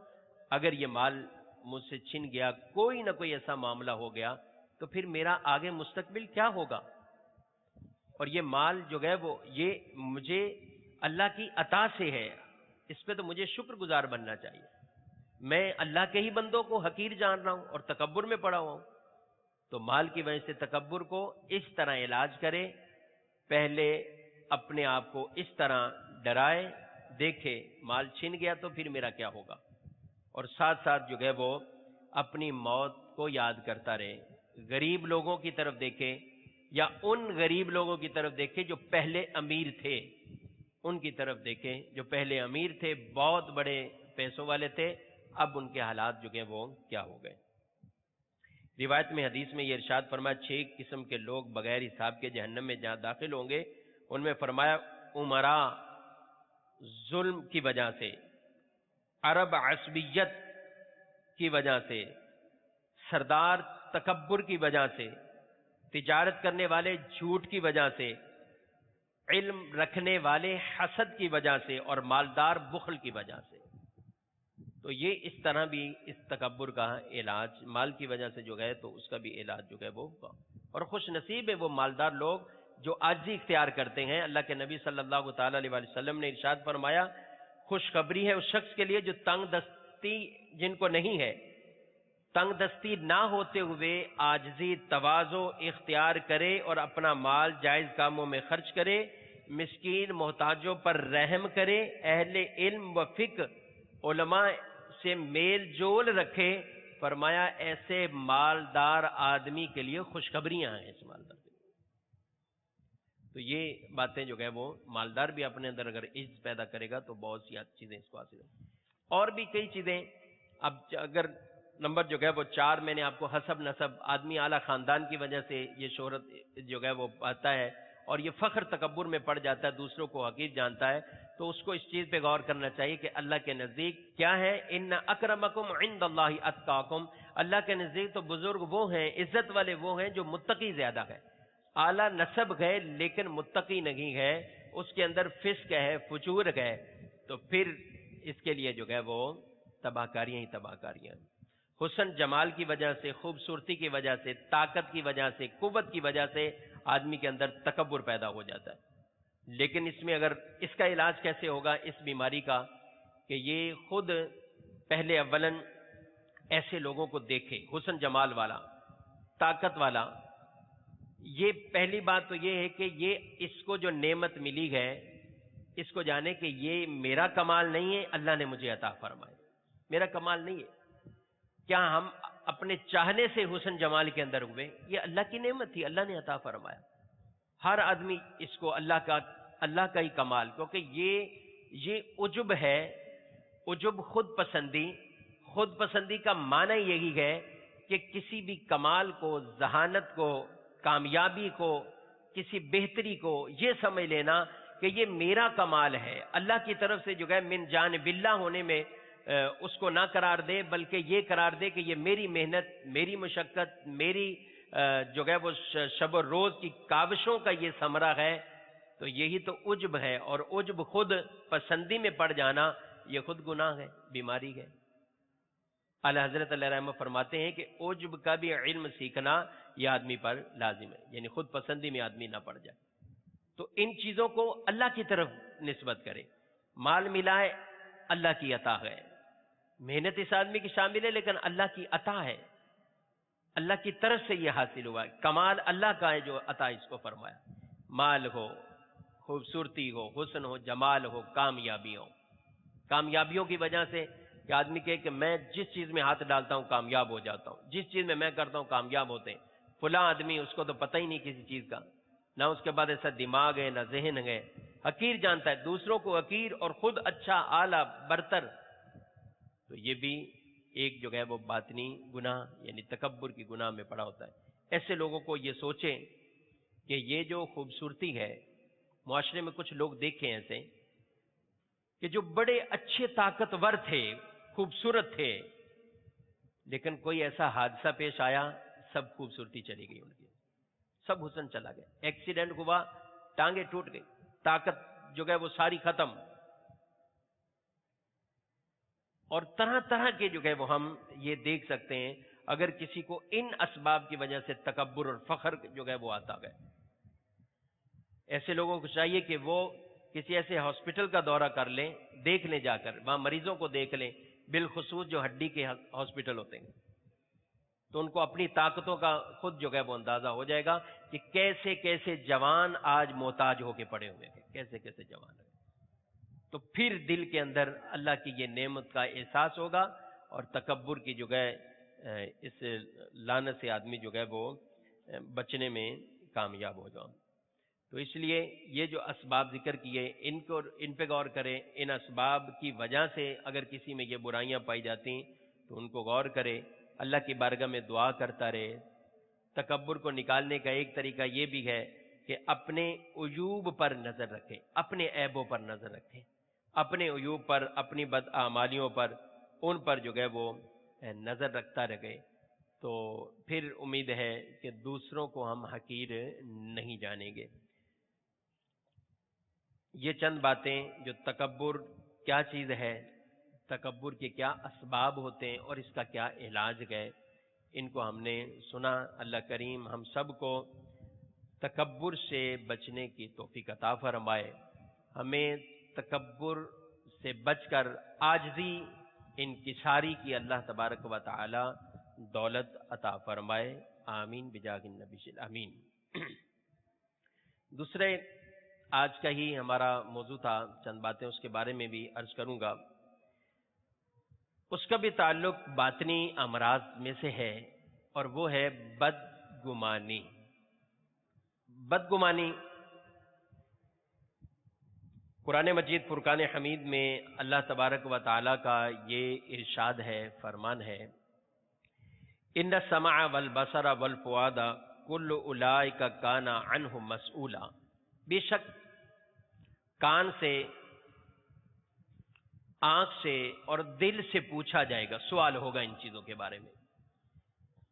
دل میں پیدا ہونے والے خیالات، تصورات، اب یہ دونوں طرح ہو سکتے ہیں، اچھے بھی ہو سکتے ہیں، برے بھی ہو سکتے ہیں۔ ہم اچھے خیالات بھی سوچ سکتے ہیں، برے خیالات بھی سوچ سکتے ہیں۔ قصدن برے خیالات لانا یہ برا اور گناہ کا کام ہے۔ قصدن بعض باتیں دل میں پیدا ہو جاتی ہے، تو ابتداً اگر کوئی تصور آ جائے، کوئی وسوسہ آ جائے، کوئی پیدا ہو جائے، تو اس پہ تو پکڑ اور گرفت نہیں ہے، لیکن کسی گناہ کے بارے میں دل کے اندر پکا عزم کر لینا، عزم مصمم جسے کہا جاتا ہے، وہ کر لینا، تو اس عزم پر اس کو پکڑ ہوگی، اس پر اس کی گرفت ہے، یہ گناہ گار ہوگا، اس عزم کرنے کا گناہ ملے گا۔ ویسے آدمی جب تک گناہ کر نہ لے گناہ نہیں ملتا، لیکن وہ گناہ جن کے بارے میں عزم ہو جائے، پکا ارادہ ہو جائے کہ اس کو گناہ کرنا ہی گئے، اب بالفرض کسی وجہ سے نہیں ہوا، گناہ کرنے کے ارادے سے نکل گیا، گناہ کرنے کے موقع پر پہنچ گیا، لیکن عزم پکا ہے کہ گناہ کرنا ہے، لیکن کسی وجہ سے نہیں ہوا، تو یہ جو کسی وجہ سے اس سے گناہ نہیں ہوا، تو جو عزم اس کے دل میں بیٹھا ہوا ہے، اس پر یہ گناہ گار ہوا ہے، اس کا تو اس کو گناہ ملے گا جو اس نے عزم کر لیا ہے۔ تو دل کے بارے میں بھی تو دل کی سوچیں اچھی رکھنی چاہیے، دل کے تصورات، خیالات اچھے رکھنے چاہیے، اور اس کے بارے میں کہ یہ ہمیں اس کے بارے میں سوال ہوگا، اور دل کی مختلف بیماریاں ہیں، کینہ ہے، حسد ہے، خود پسندی ہے، حب جاہ ہے، یہ وہ بیماریاں ہیں جو دل کے اندر جو ہے وہ پیدا ہوتی ہیں۔ تو جب ان بیماریوں کا علاج کریں گے تو اچھی چیزیں آتی جائیں گی، بدگمانی کا علاج ہوگا تو حسن ظن آ جائے گا، تکبر کا علاج ہوگا تو عاجزی، انکساری آ جائے گی، اور جب خود پسندی، اس کا علاج ہم کریں گے تو ہر نعمت کو ہم اللہ تعالیٰ کا فضل اور اللہ تعالیٰ کی نعمت جو ہے وہ اس کے طور پر یاد کریں گے، تو شکر کی دولت ہمارے اندر داخل ہو جائے گی۔ تو دل کے اوپر جو ہے وہ یعنی اچھی صفات لانے کی کوشش کرنی ہے۔ اللہ تبارک و تعالی قرآن مجید فرقان حمید میں ارشاد فرماتا ہے، یا ایھا الذین آمنوا اجتنبوا کثیرا من الظن ان بعض الظن اثم، اے ایمان والو بہت گمانوں سے بچو کہ بے شک کوئی گمان گناہ بھی ہو جاتا ہے، بعض گمان گناہ ہوتے ہیں، بعض یعنی مختلف فرما دیا کہ بچو، گمانوں سے بچو، کثرت سے گمان ایسے کرنے میں تاکہ آدمی محتاط رہے۔ بعض گمان ایسے ہیں کہ جو آدمی کو گناہ کے اندر جو ہے وہ ڈال دیتے ہیں۔ اب گمان کی بنیادی طور پر گمان کہتے کسے، گمان کی کیا تعریف ہے؟ اس بارے میں یہ ہے کہ گمان ہر وہ خیال جو کسی ظاہری علامت نشانی سے حاصل ہوتا ہے۔ گمان کسے کہتے ہیں؟ وہ تصور، وہ خیال جو کسی ظاہری نشانی اور علامت سے حاصل ہو جاتا ہے۔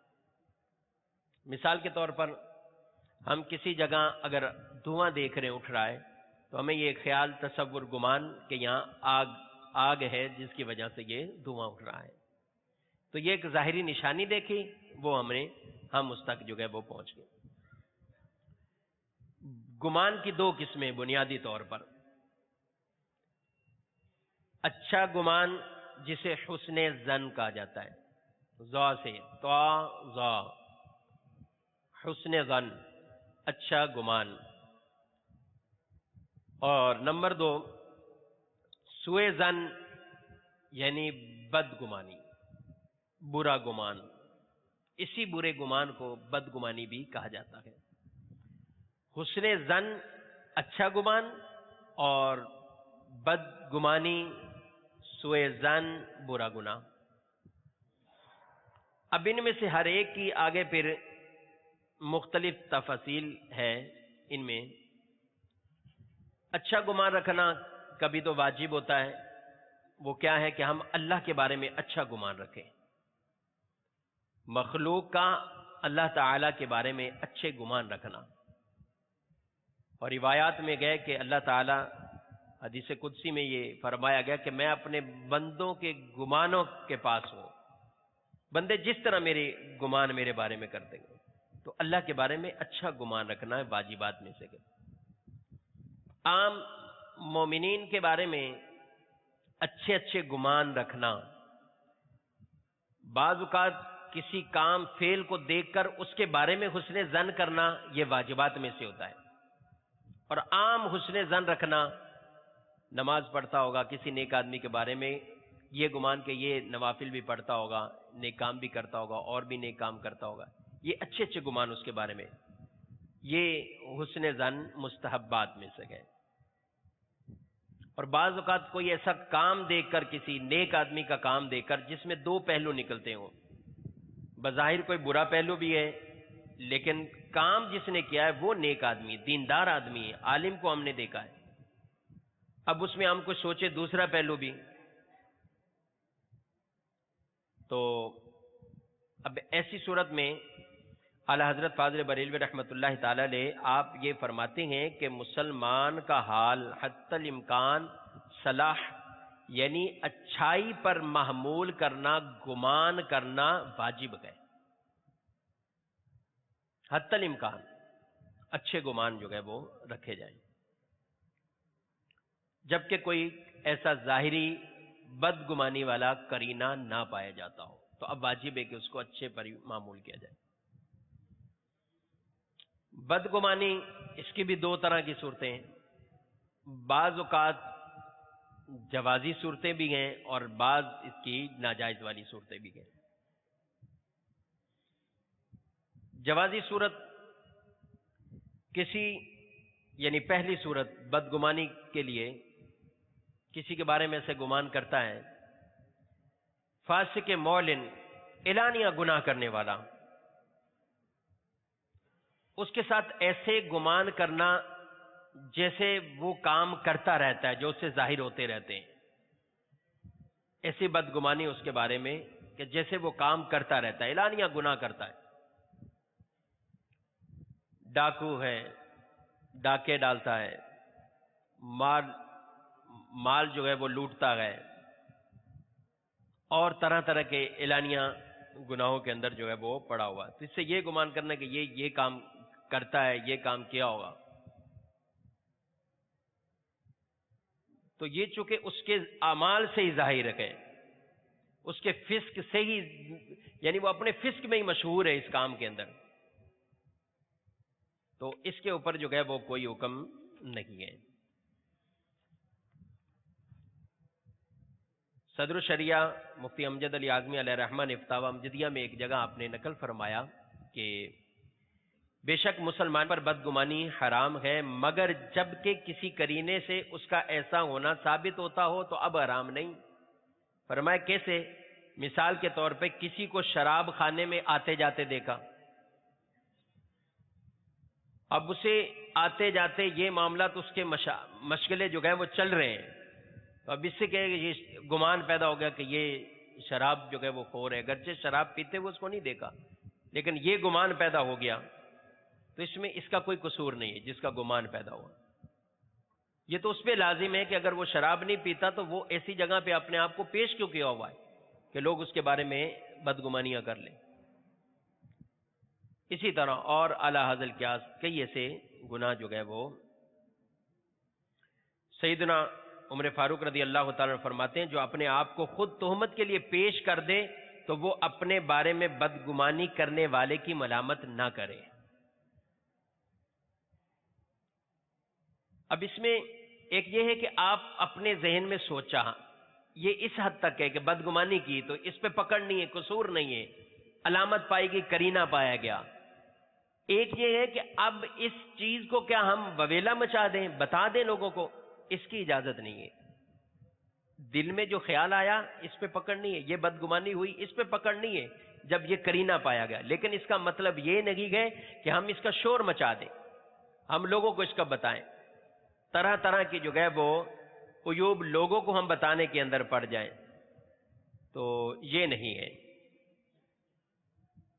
اس کا مطلب یہ ہرگز نہیں ہے. روایت میں نبی کریم علیہ السلام نے ارشاد فرمایا ہر مسلمان کی عزت، مال اور جان دوسرے مسلمان پر حرام ہے. دوسری صورت اس کی ایک اور، جب نقصان میں مبتلا ہونے کا قوی احتمال ہو، آدمی کسی کے ساتھ کاروبار کر رہا ہے، پارٹنرشپ ہے اس کی، کاروبار ہے، کوئی اور معاملہ کرنا ہے، تجارتی معاملہ کرنا ہے، کوئی مالی معاملہ کرنا ہے، لیکن اس کو کچھ قرینوں سے، کچھ علامات سے ظاہر ہو گیا کہ یہ میرے ساتھ کوئی دوسرا ہاتھ کرنے والا ہے، اب اس کے بارے میں بدگمانی کرنا اس لیے کہ اپنے مال کو بچا لے، اس کے شر سے بچ جائے، اس نقصان سے بچ جائے،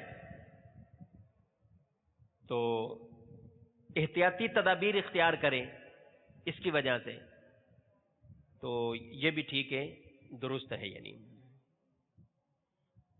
یعنی یہ اس نے وہ عمل کیا کہ سامنے والے کو نقصان نہیں پہنچایا، اس طرح کا بدگمانی کا کوئی معاملہ اس کے دل میں آیا کہ یہ شاید میرے ساتھ کچھ ایسا معاملہ کرنے والا ہے، مجھے نقصان پہنچے گا، میرے مال کو نقصان پہنچے گا، احتیاطی تدابیر کر دی اس نے، یا اس کے ساتھ پارٹنرشپ کرنے کا ارادہ تھا، نہیں کر رہا، بھی میں نہیں کر رہا، یا کوئی اور معاملہ تھا، اب اس نے اس کے ساتھ نہیں کیے، جبکہ شریعت بھی اس کی اجازت بھی دیتی ہو۔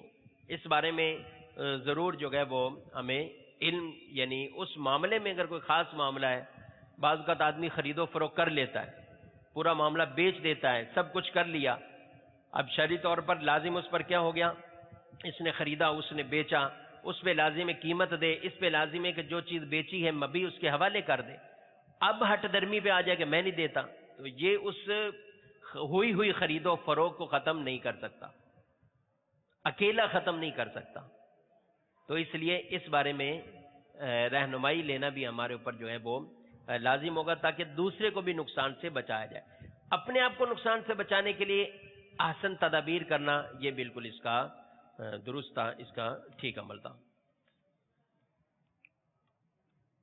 اب یہاں پر ایک اور عرض بھی ہے، بدگمانی کی یہ صورت تو جواز والی بنائی، اور ممنوع والی بدگمانی کی اللہ کے بارے میں معاذ اللہ بدگمانی میں پڑ جائے، اللہ تعالیٰ کی ذات کے بارے میں بدگمانی پڑے،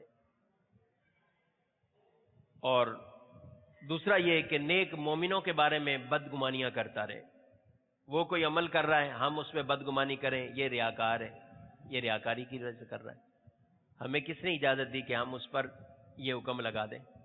وہ نماز پڑھ رہا ہے، ہم اس نے اعلانیہ بھی نماز پڑھی ہے، تو ہمیں کس نے اجازت دی کہ ہم اس پہ بدگمانی کریں کہ یہ اس لیے یہاں پڑھ رہا ہے کہ لوگوں کو دکھائے؟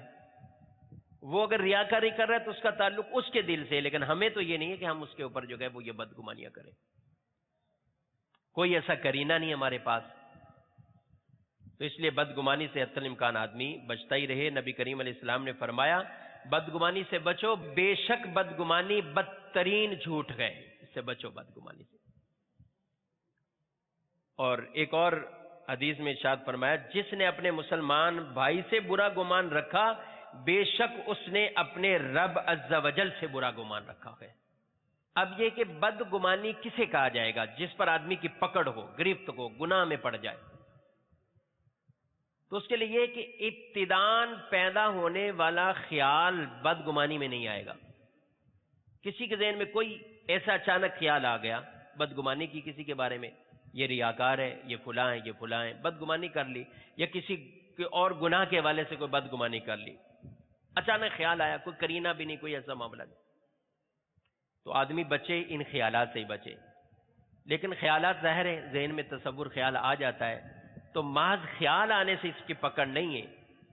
لا یکلف اللہ نفسا الا وسعها، کہ انسان کو جو ہے وہ اللہ نے مکلف اسی چیز کا بنایا جس کی اس کو طاقت ہے، تو خیالات آ گیا، ایسے ہی آ گیا، تو اب کیا ہے، اچانک آیا، اس کو جھٹکا دے، ختم کرے۔ دو شرطیں ہیں کہ جس میں بدگمانی کے اوپر وہ حرام کا حکم لگے گا، گناہ کا حکم لگے گا۔ نمبر ایک، بدگمانی کو دل میں جما لے، یقین کر لے بدگمانی کا۔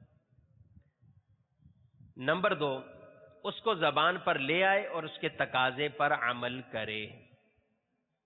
دل میں جما لے، اس کو زبان پر لے آئے۔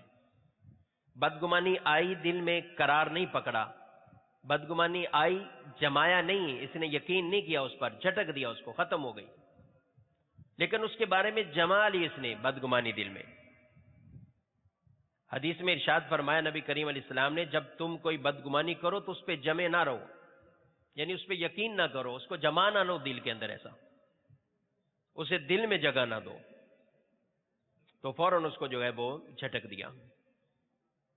دوسرا یہ ہے کہ اس کو زبان پر لے آئے یا اس کے تقاضے پر عمل کرے۔ مثلا کسی کو نماز پڑھتے دیکھا، اب ریاکاری کا گمان آ رہا ہے تو اس کو جھٹکے فوراً، اور یہ کہ اس کے اخلاص مخلص ہونے کا حسن ظن کرے، اچھا پہلو نکالے، اس نے اچھے اچھے پہلو پر محمول کرے اس عمل کو، اس بات کو۔ لیکن اس نے کیا برعکس کام کیا، نہ جھٹکا، دل میں جمایا ہے، اور دل میں جما کر اس کو جو ہے وہ زبان پر بھی لے کے آ گیا۔ بعض تان و تشنی کرتے ہیں ایک دوسرے کے ساتھ، تو ریاکار ہو، تم تو دکھاوے کے لیے کر رہے ہو، صدقہ دکھاوے کے لیے کرنا تھا، صدقہ تو ایسے کرنا ہے کہ ایک ہاتھ سے کرو دوسرے ہاتھ کو پتہ نہ چلے، تم نے تو دکھا کے کر دیا ہے، دکھاوا کیا ہے۔ حالانکہ اس کی نیت ارادے کیا ہو سکتے ہیں اس کے بارے میں، ہم کیوں اس کے بارے میں بدگمانی کریں؟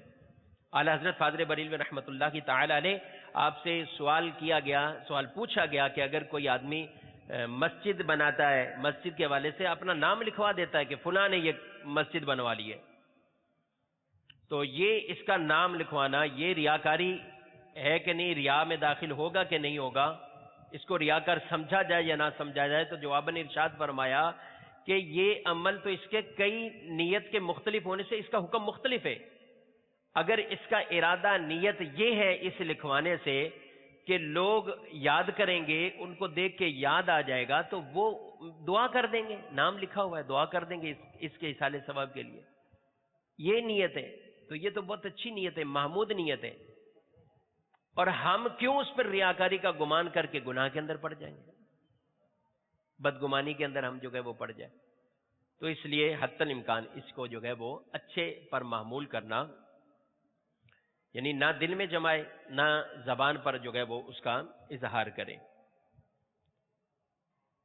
اب کوئی آدمی دعوت میں نہیں پہنچا، مثال کے طور پہ کہیں پہنچنا تھا، نہیں پہنچا، اب وہ آیا تو اس نے کہا کہ میرے ساتھ یہ مسئلہ ہوا، اب بدگمانی دل میں بھی جمائی کہ یہ جھوٹ بول رہا ہے، اور اس کو اظہار بھی کر دیا، جھوٹ بول رہا ہے، تم تو ایسے کہتے رہتے ہو، تم جھوٹ بولتے رہتے ہو، تو یہ بھی بدگمانی ہے جس پر اس کو جما بھی لیا، اور اس کو جو ہے وہ دل میں جمانے کی ایک مثال یہ ہے کہ پختہ یقین کر لیا کہ آدمی جس کے بارے میں بدگمانی کرے پھر اس کی عزت نہ کرے، اس کے دل کے اندر اس کی کیفیات تبدیل ہو جائیں کہ نہیں یہ ایسا ہے، نہیں یہ ایسا ہے۔ یہ گھروں کے اندر اتنی وبا ہے اس چیز کے اندر، ساس اپنی بہو سے بدگمان، بہو اپنی ساس سے بدگمان، بھائی بھائی سے بدگمان، بہنیں ایک دوسرے سے بدگمان، بہنیں بچے اپنے والدین سے بدگمان، والدین اپنے بچوں کے بارے میں بدگمان ہو جاتے۔ کئی مرتبہ ایسا ہوتا ہے بدگمانی ذہن میں پالے ہوئے اور خود اذیت تکلیف کے اندر جو ہے وہ پڑے ہوئے تھے۔ تو ایسے لوگوں کو چاہیے کہ بدگمانی کے ان معاملات پر غور کریں، اور بدگمانی کی وجہ سے کتنے گناہ میں پڑ جاتا ہے آدمی، بدگمانی سے اذیت مسلم میں پڑ گیا، بعض اوقات بول دیا اس کو تکلیف بھی دے دی، اذیت بھی پڑ گئی، بدگمانی ہوئی اذیت دے دی، تکلیف دے دی، بعض اوقات اس کی غیبتوں میں پڑ جاتا ہے، بدگمانی ہوئی اس کی غیبتوں میں پڑ گیا، بدگمانی کی وجہ سے جو ہے وہ سامنے والے کے حقوق پورے نہیں کرتا، وہ کہتا ہے خود آدمی یہ ایسا ہے، اس نے اس کے بارے میں بدگمانی بٹھائی ہوئی، اس کے حقوق پورے نہیں کرتا۔ تو کئی طرح طرح کے ایسے گناہ ہیں جو بدگمانیوں کی وجہ سے اس کے بارے میں تجسس میں پڑا رہے گا۔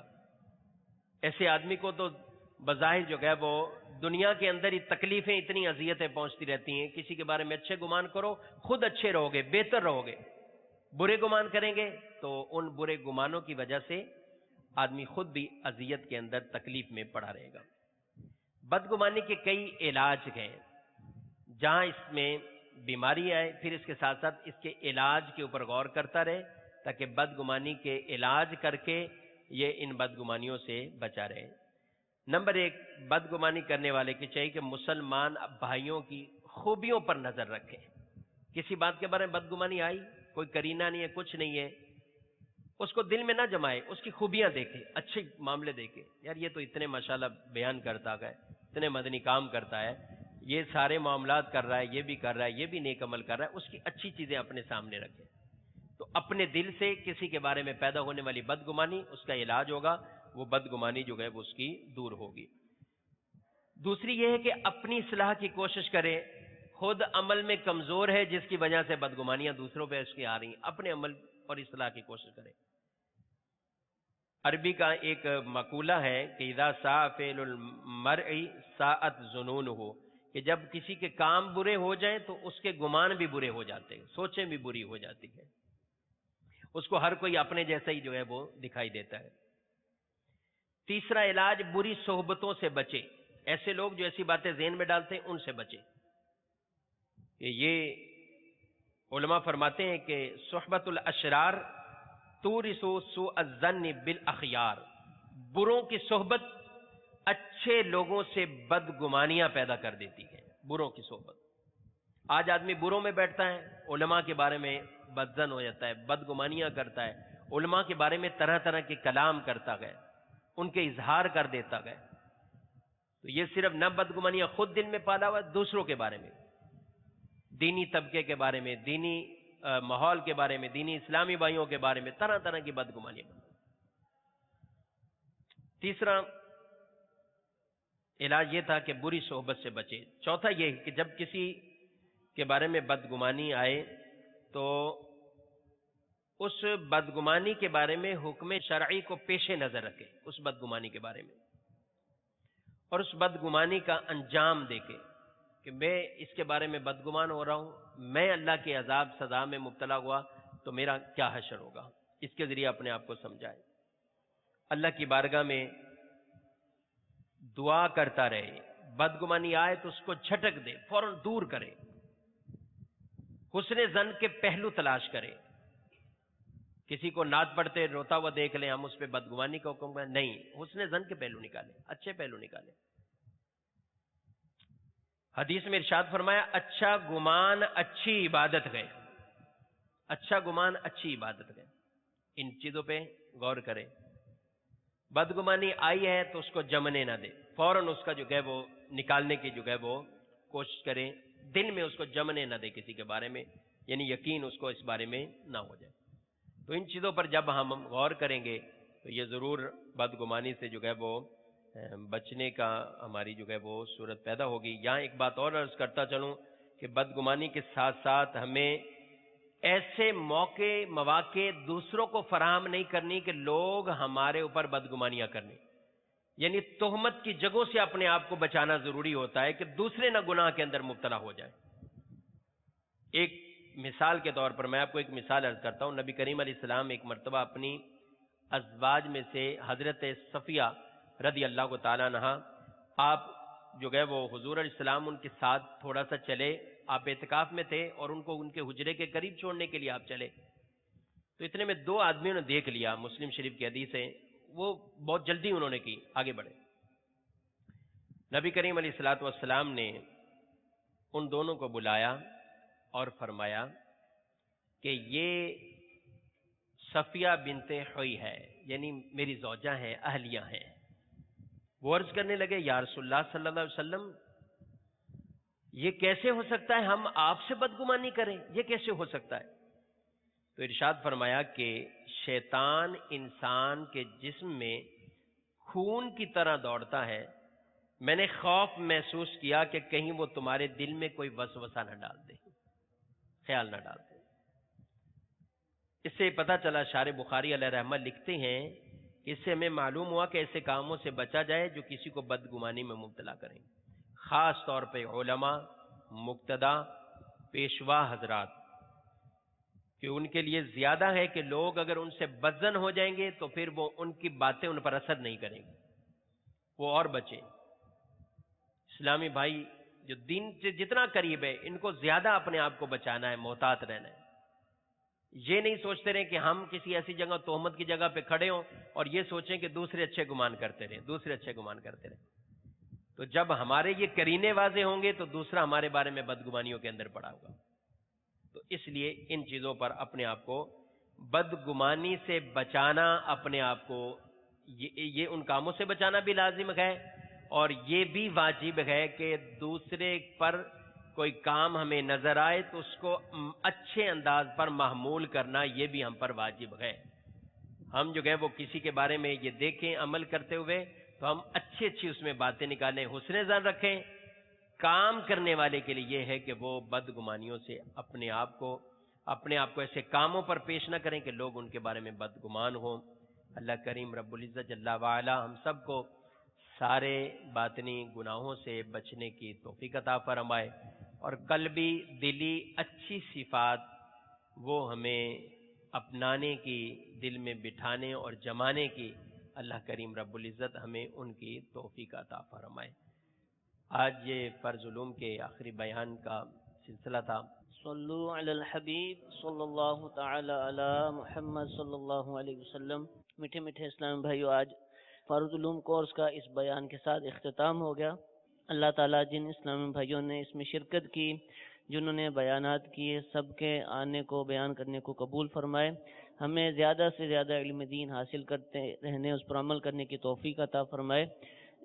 اس فرض علوم کورس کے اندر سارے ہی فرض علوم کو بیان کیے جائیں، ایسا ممکن نہیں اور ایسا ہو بھی نہیں سکتا، اور نہ ہی ایسا کیا گیا ہے۔ بہت ساری چیزیں ایسی ہیں کہ جو ہمارے کورس میں شامل تھیں، اور بہت ساری چیزیں ایسی ہیں، بہت سارے موضوعات ایسے ہیں جو ہمارے کورس میں سرے سے شامل ہی نہیں تھے، لیکن ان کا تعلق بھی فرض علوم کے ساتھ ہے، تو ان کو سیکھنا بھی ہم پر لازم ہے۔ ہمیں اس کے علاوہ بھی بہت سارے اسباب کو اختیار کرنا پڑے گا کہ جن کے ذریعے ہم ان فرائض علوم کو سیکھ سکیں۔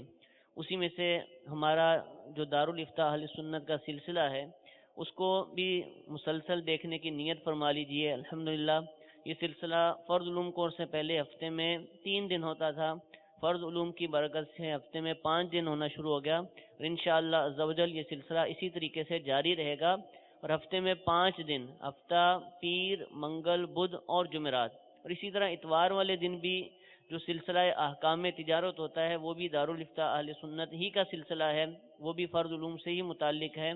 تو اس طرح یہ 6 دن الحمدللہ دارالافتاء اہل سنت کا سلسلہ براہ راست مدنی چینل پر نشر کیا جائے گا، اور اسی طرح ہماری جو صبح کی نشریات ہیں، جو ہماری اسی اوقات میں فرض علوم کورس کے اوقات میں کھلے آنکھ صلی اللہ کے نام سے جو ہوتی تھیں، وہ دوبارہ سے شروع ہو جائیں گی، اور ان کے اندر بھی انشاءاللہ عز و جل دارالافتاء اہل سنت کے اسلامی بھائی مفتیان کرام تشریف لائیں گے، اور وہاں پر بھی انشاءاللہ سوال جواب کا سلسلہ ہوگا۔ تو ان طریقوں کو اپنانے سے بھی انشاءاللہ عز و جل مختلف فرض علوم سیکھنے کا موقع ملے گا۔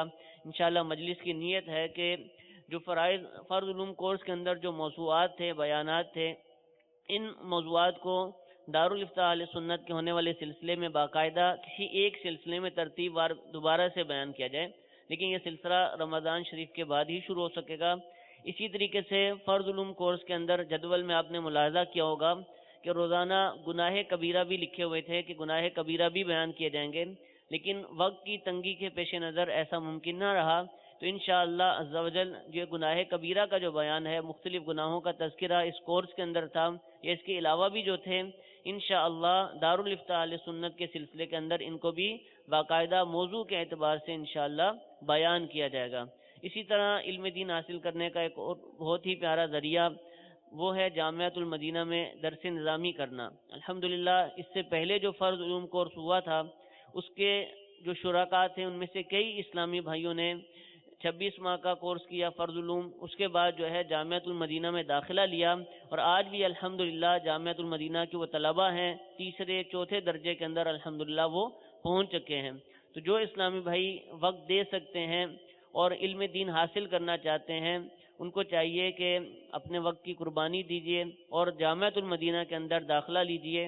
جامعۃ المدینہ کے اندر جو داخلے ہیں وہ شوال المکرم کے اندر ہو جاتے ہیں، لیکن اس کا آغاز رمضان المبارک میں ہی ہو جاتا ہے۔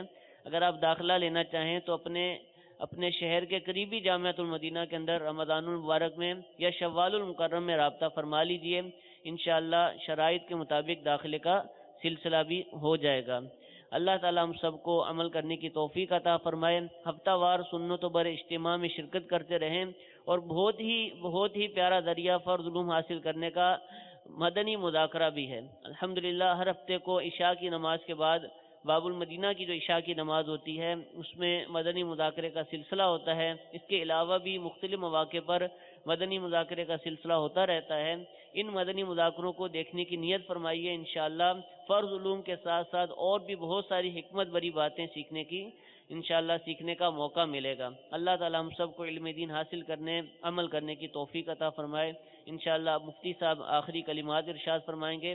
اور اس کے بعد دعا کا سلسلہ ہوگا۔ صلو علی الحبیب صلی اللہ تعالی علی محمد صلی اللہ علیہ وسلم۔ علم کے بارے میں نے پہلے بھی عرض کیا کہ فرض علوم کورس الحمدللہ اپنے اختتام کو پہنچا، بکثرت اسلامی بھائی یہاں بھی حاضری دیتے رہے، مدنی چینل کے ذریعے ناظرین اپنے گھروں پر ہی بیٹھ کر اس سے مستفید ہوتے رہے اور کافی چیزیں سیکھنے میں کامیابیاں بھی حاصل ہوئیں۔ لیکن یہ ایک کورس تھا اور اس میں یوں سمجھیں کہ مختلف ابواب، مختلف اسباق یہ بیان کیے گئے ایک علم سے آگاہی کے لیے۔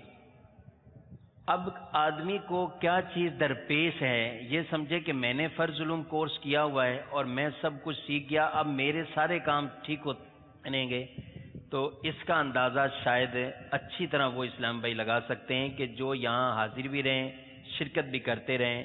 کچھ چہرے ایسے ہیں کہ جو باقاعدہ یہاں مسلسل جن کی حاضریاں رہی ہیں اور گھروں پر بھی ناظرین مدنی چینل کے ذریعے بھی حاضری کا شرف حاصل کرتے رہے، جن کو خاص مسائل درپیش گئے اپنے اپنے، چاہے وہ نکاح سے ہوں، طلاق سے ہوں، وراثت سے ہوں، تو یہ سارے معاملات جو ہمیں درپیش ہوں گے، ہم نے فرض علوم میں سیکھا یہ ہے کہ حسب آل علم سیکھنا فرض ہوتا ہے۔ جب آدمی کو درپیش ہے وراثت کا معاملہ، تو اب وراثت کی تقسیم کاری کیسے ہوگی، یہ آپ کسی مفتی اسلام سے آپ جا کر پوچھیں گے، دارالفتاء اہل سنت جگہ بجگہ گئے تو براہ راست دارالفتاء میں آنے کا بھی اپنا جو ہے وہ ذہن بنائیے، خود بھی آپ آئیں، دوسروں کو بھی اس کی ترغیب بھی دیجیے۔ اور ایک یہ ہے کہ فرض علوم سیکھنے کے بعد ہم نہ تو خود عالم بنیں کہ ہم دوسروں کے مسئلے حل کرنے لگ جائیں، یہ اور کہیں ایسا نہ ہو کہ ہم یہ کہیں کہ اب ہم دوسروں کے معاملات دوسروں کو سکھانے والے بن جائیں، تو پھر کئی غلطیوں میں ہم پڑ جائیں، چند لوگوں کو بٹھا کر ان میں فیصلے کرنے والے ہم بن جائیں، تو یہ عموماً ایک معاملہ ہوتا ہے۔ اور افسوس ہے اس چیز کا کہ جن چیزوں کا تعلق علم سے ہے، لوگوں کے ہاں طلاق کا معاملہ درپیش ہوتا ہے، کہتے ہیں فلاں حاجی صاحب ہیں، حج کر کے آئیں، ان سے پوچھ لیتے ہیں، ان سے بات کرتے ہیں، بھئی وہ حج کر کے آئیں، کوئی طلاق کا معاملہ تو نہیں سیکھا ہے۔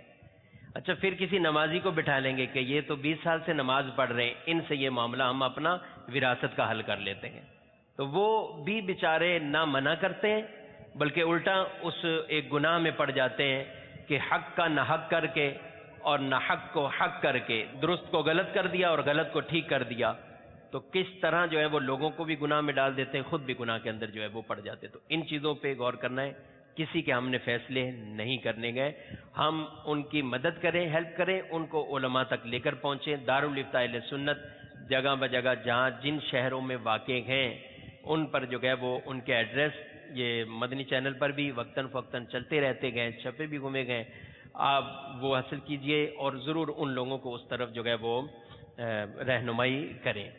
دوسرا یہ کہ اپنا کوئی مسئلہ درپیش ہے، چاہے کاروبار کا ہے، تجارت کا ہے یا نکاح طلاق کا ہے، تو ہم خود بھی براہ راست اس کو پھر جا کر سمجھیں۔ اگرچہ ہم نے اس کورس میں بھی ضمناً وہ بات سمجھ لی، لیکن اب چونکہ درپیش ہو چکا ہے تو پھر ایک مرتبہ آپ، کیونکہ آپ جس سے پتہ چل جائے گا کہ آپ جو سمجھے ہیں واقعی صحیح سمجھے ہیں، کیونکہ اس میں نقصان کوئی نہیں ہے، آدمی جائے گا تو اس کو فائدہ ہی ہوگا کہ میں ٹھیک ہی سمجھا تھا، جو میں سمجھا تھا، پھر تسلی تشفی ہو جائے گی، بجائے یہ کہ ہم اپنے علم پر یا اپنے اس سیکھنے پر یہ اعتماد کریں اور اس غلطیوں کے اندر پڑ جائیں۔ تیسری بات، علم کی آفت، تو وہ آپ نے سنا تکبر ہے علم کی آفت، ایک یہ کہ تکبر میں پڑ جائے، دوسرے اسلامی بھائیوں کو حقیر جانے کہ میں نے کورس کر لیا ہے، انہوں نے کورس ہی نہیں کیا ہوا، یہ مجھے کیا سمجھائیں گے، ہم کہیں مشورہ ہو رہا ہے اس میں ہم بولیں، ان کو چھڑک دیں، ان کو یہ کریں کہ بھائی یہ تو ہم نے سیکھا ہوا ہے، آپ کو کیا پتا، تو یہ نہیں، بلکہ خود مل کر مدنی کام کو بھی بڑھانا ہے۔ اگر کوئی معاملہ پیش آتا ہے تو وہ خود ہم علماء سے رہنمائی لیتے ہوئے اس معاملے کو ہم نے سیدھی طرف لے کر جانا ہے، اپنے آپ کو دوسروں سے افضل نہیں جاننا، دوسروں کو اپنے سے حقیر نہیں جاننا۔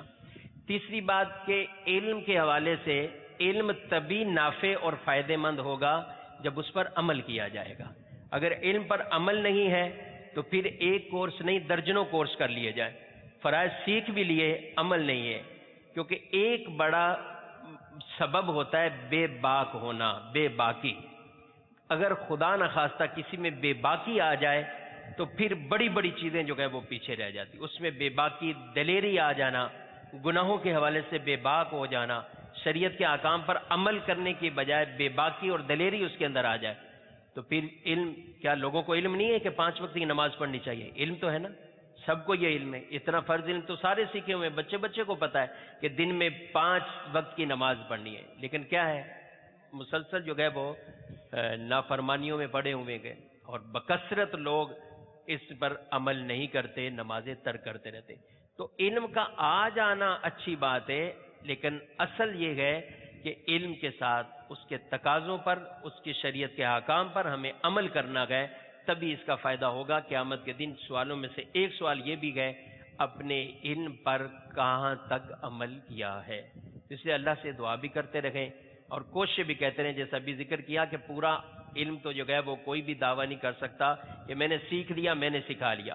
بڑے سے بڑے عالم بھی یہ دعویٰ نہیں کر سکتے کہ ہم نے بھی پورے دینی معاملات کا احاطہ کر لیا، حدیثوں کا احاطہ کر لیا، پورے جو ہے وہ قرآن کے علوم کا احاطہ کر لیا. ایسا نہیں ہوتا. لیکن وہ چیزیں جو ہم سے شریعت کو مطلوب ہیں، تقاضا ہے کہ کم از کم اتنا سیکھیں.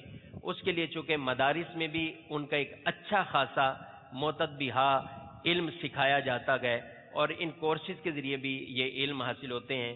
پچھلے ہمارے فرض علوم کورس کی بھی DVD میموری کارڈ کے ذریعے بھی میموری کارڈ بھی حاصل کیا جا سکتا ہے. اس میں بھی ایسی کئی چیزیں جو ہے وہ جن سے ہم بہت زیادہ علم سیکھنے میں جو ہے وہ کامیاب ہوں گے. ہم مشورتاً کوئی معاملہ آتا ہے کسی کو ہم مشورے بھی ضرور دیں. زکوٰۃ کا معاملہ ہے تو اس کو ہم کہیں کہ آپ ایک مرتبہ یہ زکوٰۃ کا بیان مکتبۃ المدینہ سے آپ لے لیں اور اس کو آپ سن لیجئے. اس کا فائدہ ایک جدا فائدہ ہوگا. بعض چیزیں سننے سے بہت اس کا ذہن جو ہے وہ بنے گا. اللہ کریم ہم سب کو اس پیارے مدنی ماحول میں استقامت عطا فرمائے اور ہمیں اس مدنی ماحول میں رہتے ہوئے زیادہ سے زیادہ علم دین سیکھنے کی توفیق عطا فرمائے. آمین بجاہ النبی الامین. بسم اللہ الرحمن الرحیم. یا اللہ یا رحمان یا رحیم یا کریم یا رب العالمین یا الہ العالمین یا ارحم الراحمین یا ارحم الراحمین یا ارحم الراحمین. یا اللہ اس فرض علوم کورس کو اپنی بارگاہ میں قبول و منظور فرما. یا اللہ یہاں پر آنا، نشستوں میں شرکت کرنا اپنی بارگاہ میں قبول و منظور فرما. الہ العالمین یا ارحم الراحمین، علم دین کے نور سے ہمارے سینوں کو روشن فرما دے. علم دین کے نور سے ہمارے سینوں کو منور فرما دے. علم دین زیادہ سے زیادہ سیکھ کر اس پر عمل کرنے کی توفیق عطا فرما دے. یا اللہ یا رب العالمین یا ارحم الراحمین، علم دین کا صدقہ توسل طفیل ہم سب کی پریشانیاں، مصیبتیں، بیماریاں دور فرما دے. الہ العالمین یا ارحم الراحمین، ہم سب کی حتمی مغفرت فرما دے. ہمارے گناہوں کو معاف فرما دے، ہماری خطاؤں کو معاف فرما دے. یا اللہ ہماری خطاؤں کو اپنی عطاؤں میں تبدیل فرما، ہمارے دکھوں کو سکھوں میں تبدیل فرما، ہماری مشکلات کو آسانیوں میں تبدیل فرما. ہمیں رزق حلال کمانے کھانے کی توفیق عطا فرما، حرام کاموں سے، حرام روزی سے بچنے کی توفیق عطا فرما. یا اللہ یا رب العالمین، جو فرض علوم میں سیکھا مالک و مولا، جن فرائض پر عمل کرنے کا حکم ہے ہم سب کو اس پر عمل کی توفیق عطا فرما. الہ العالمین یا ارحم الراحمین، جن چیزوں سے بچنا فرض ہے یا اللہ ہمیں بچنے کی توفیق عطا فرما دے. یا اللہ حسد سے، بدگمانیوں سے، تکبر سے، ریاکاری سے، بخل سے یا اللہ ہم سب کو بچنے کی توفیق عطا فرما دے. ہمیں عاجزی انکساری عطا فرما. یا اللہ ہمیں سخاوت کی دولت عطا فرما. یا اللہ ہمیں حسن ظن رکھنے والا بنا. یا رب العالمین یا ارحم الراحمین، تیری رحمت کا سوال کرتے ہیں. یا اللہ ہم پر نظر رحمت فرما دے. یا اللہ ہم پر نظر رحمت فرما دے. ہمارے مریضوں کو شفا عطا فرما، بیماروں کو شفا عطا فرما. ان حاضرین میں سے جو بیمار ہیں یا اللہ ان پر اپنی نظر رحمت فرما دے. مدنی چینل کے ناظرین جگہ بجگہ جہاں اس دعا میں شریک ہیں یا اللہ یا رب العالمین سب پر اپنی رحمت کی نظر فرما دے. بیماریوں کو دور فرما دے. آفات سے، بلجات سے، جادو سے، ٹونے سے ہماری حفاظت فرما دے. دین و دنیا کی بھلائیاں عطا فرما، دین و دنیا کی برکتیں عطا فرما، دین و دنیا کی عزتیں عظمتیں عطا فرما۔ یا اللہ یا رب العالمین یا ارحم الراحمین، ہمیں اپنا شکر گزار بندہ بنا دے۔ یا اللہ شکر کی دولت عطا فرما دے، ناشکری سے ہمیں محفوظ فرما لے، کفران نعمت سے محفوظ فرما لے۔ یا اللہ تیری نعمتوں پر ہم تیرا شکر ادا کرتے ہیں مالک و مولا، ہمیں زوال نعمت سے محفوظ فرما لے۔ یا اللہ زوال نعمت سے محفوظ فرما لے۔ الہ العالمین یا ارحم الراحمین، پیارے مدنی ماحول کو ترقیاں عطا فرما دے۔ یا اللہ دعوت اسلامی کے میٹھے مدنی ماحول کو ترقیاں عطا فرما دے۔ یا اللہ ہمارے امیر اہل سنت کا سایہ تادیر ہمارے سروں پہ قائم دائم فرما دے، علماء مشائخ کا سایہ تادیر ہمارے سروں پہ قائم دائم فرما دے۔ یا اللہ یا رب العالمین، ہم سب کو اپنے پیر و مرشد سے ان کی تعلیمات کے مطابق ہمیں زندگی گزارنے کی توفیق عطا فرما دے، زیادہ سے زیادہ مدنی کام کرنے کی توفیق عطا فرما دے، مدنی قافلوں کے مسافر بن کر علم دین سیکھنے کی توفیق عطا فرما دے۔ یا اللہ ہمیں اپنے اعمال میں اخلاص کی دولت عطا فرما دے، ریاکاری سے ہمیں بچا لے، ریاکاری سے محفوظ فرما لے۔ یا اللہ ہمارے جتنے بھی علماء، مفتیان اکرام، مبلغین اس فرض علوم کورس میں بیانات کے ذریعے محنتیں کرتے رہے، کوششیں کرتے رہے، اس کو بہتر سے بہتر بنانے کے لیے سوچتے رہے، جو مشورے دیتے رہے، مالک و مولا سب کی کوششوں کاوشوں کو اپنی بارگاہ میں قبول و منظور فرما، ہمارے مدنی چینل کو ترقیاں عطا فرما دے، دشمنوں کی میلی نظروں سے محفوظ فرما لے۔ یا اللہ دشمنوں کی میلی نظروں سے محفوظ فرما لے، حاسدوں کے حسد سے محفوظ فرما لے۔ یا اللہ یا رب العالمین، شریعت و سنت پر چلنے کی توفیق عطا فرما، شریعت و سنت کے مطابق زندگی گزارنے کی توفیق عطا فرما، ہمیں بار بار حج کی سعادت عطا فرما اور بار بار میٹھا مدینہ دیکھنا نصیب فرما، مدینہ پاک کی بعد اب حاضری نصیب فرما۔ یا اللہ ان حاضرین یا ناظرین کے جو دلوں میں ہے وہ تیرے علم میں ہے، سب کی نیک حاجتیں نیک مرادیں پوری فرما دے۔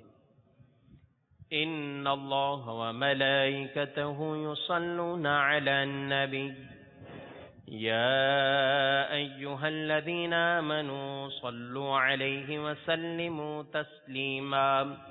اللهم صل على سيدنا محمد وعلى آله وصحبه وبارك وسلم صلاة وسلاما عليك يا سيدي يا رسول الله۔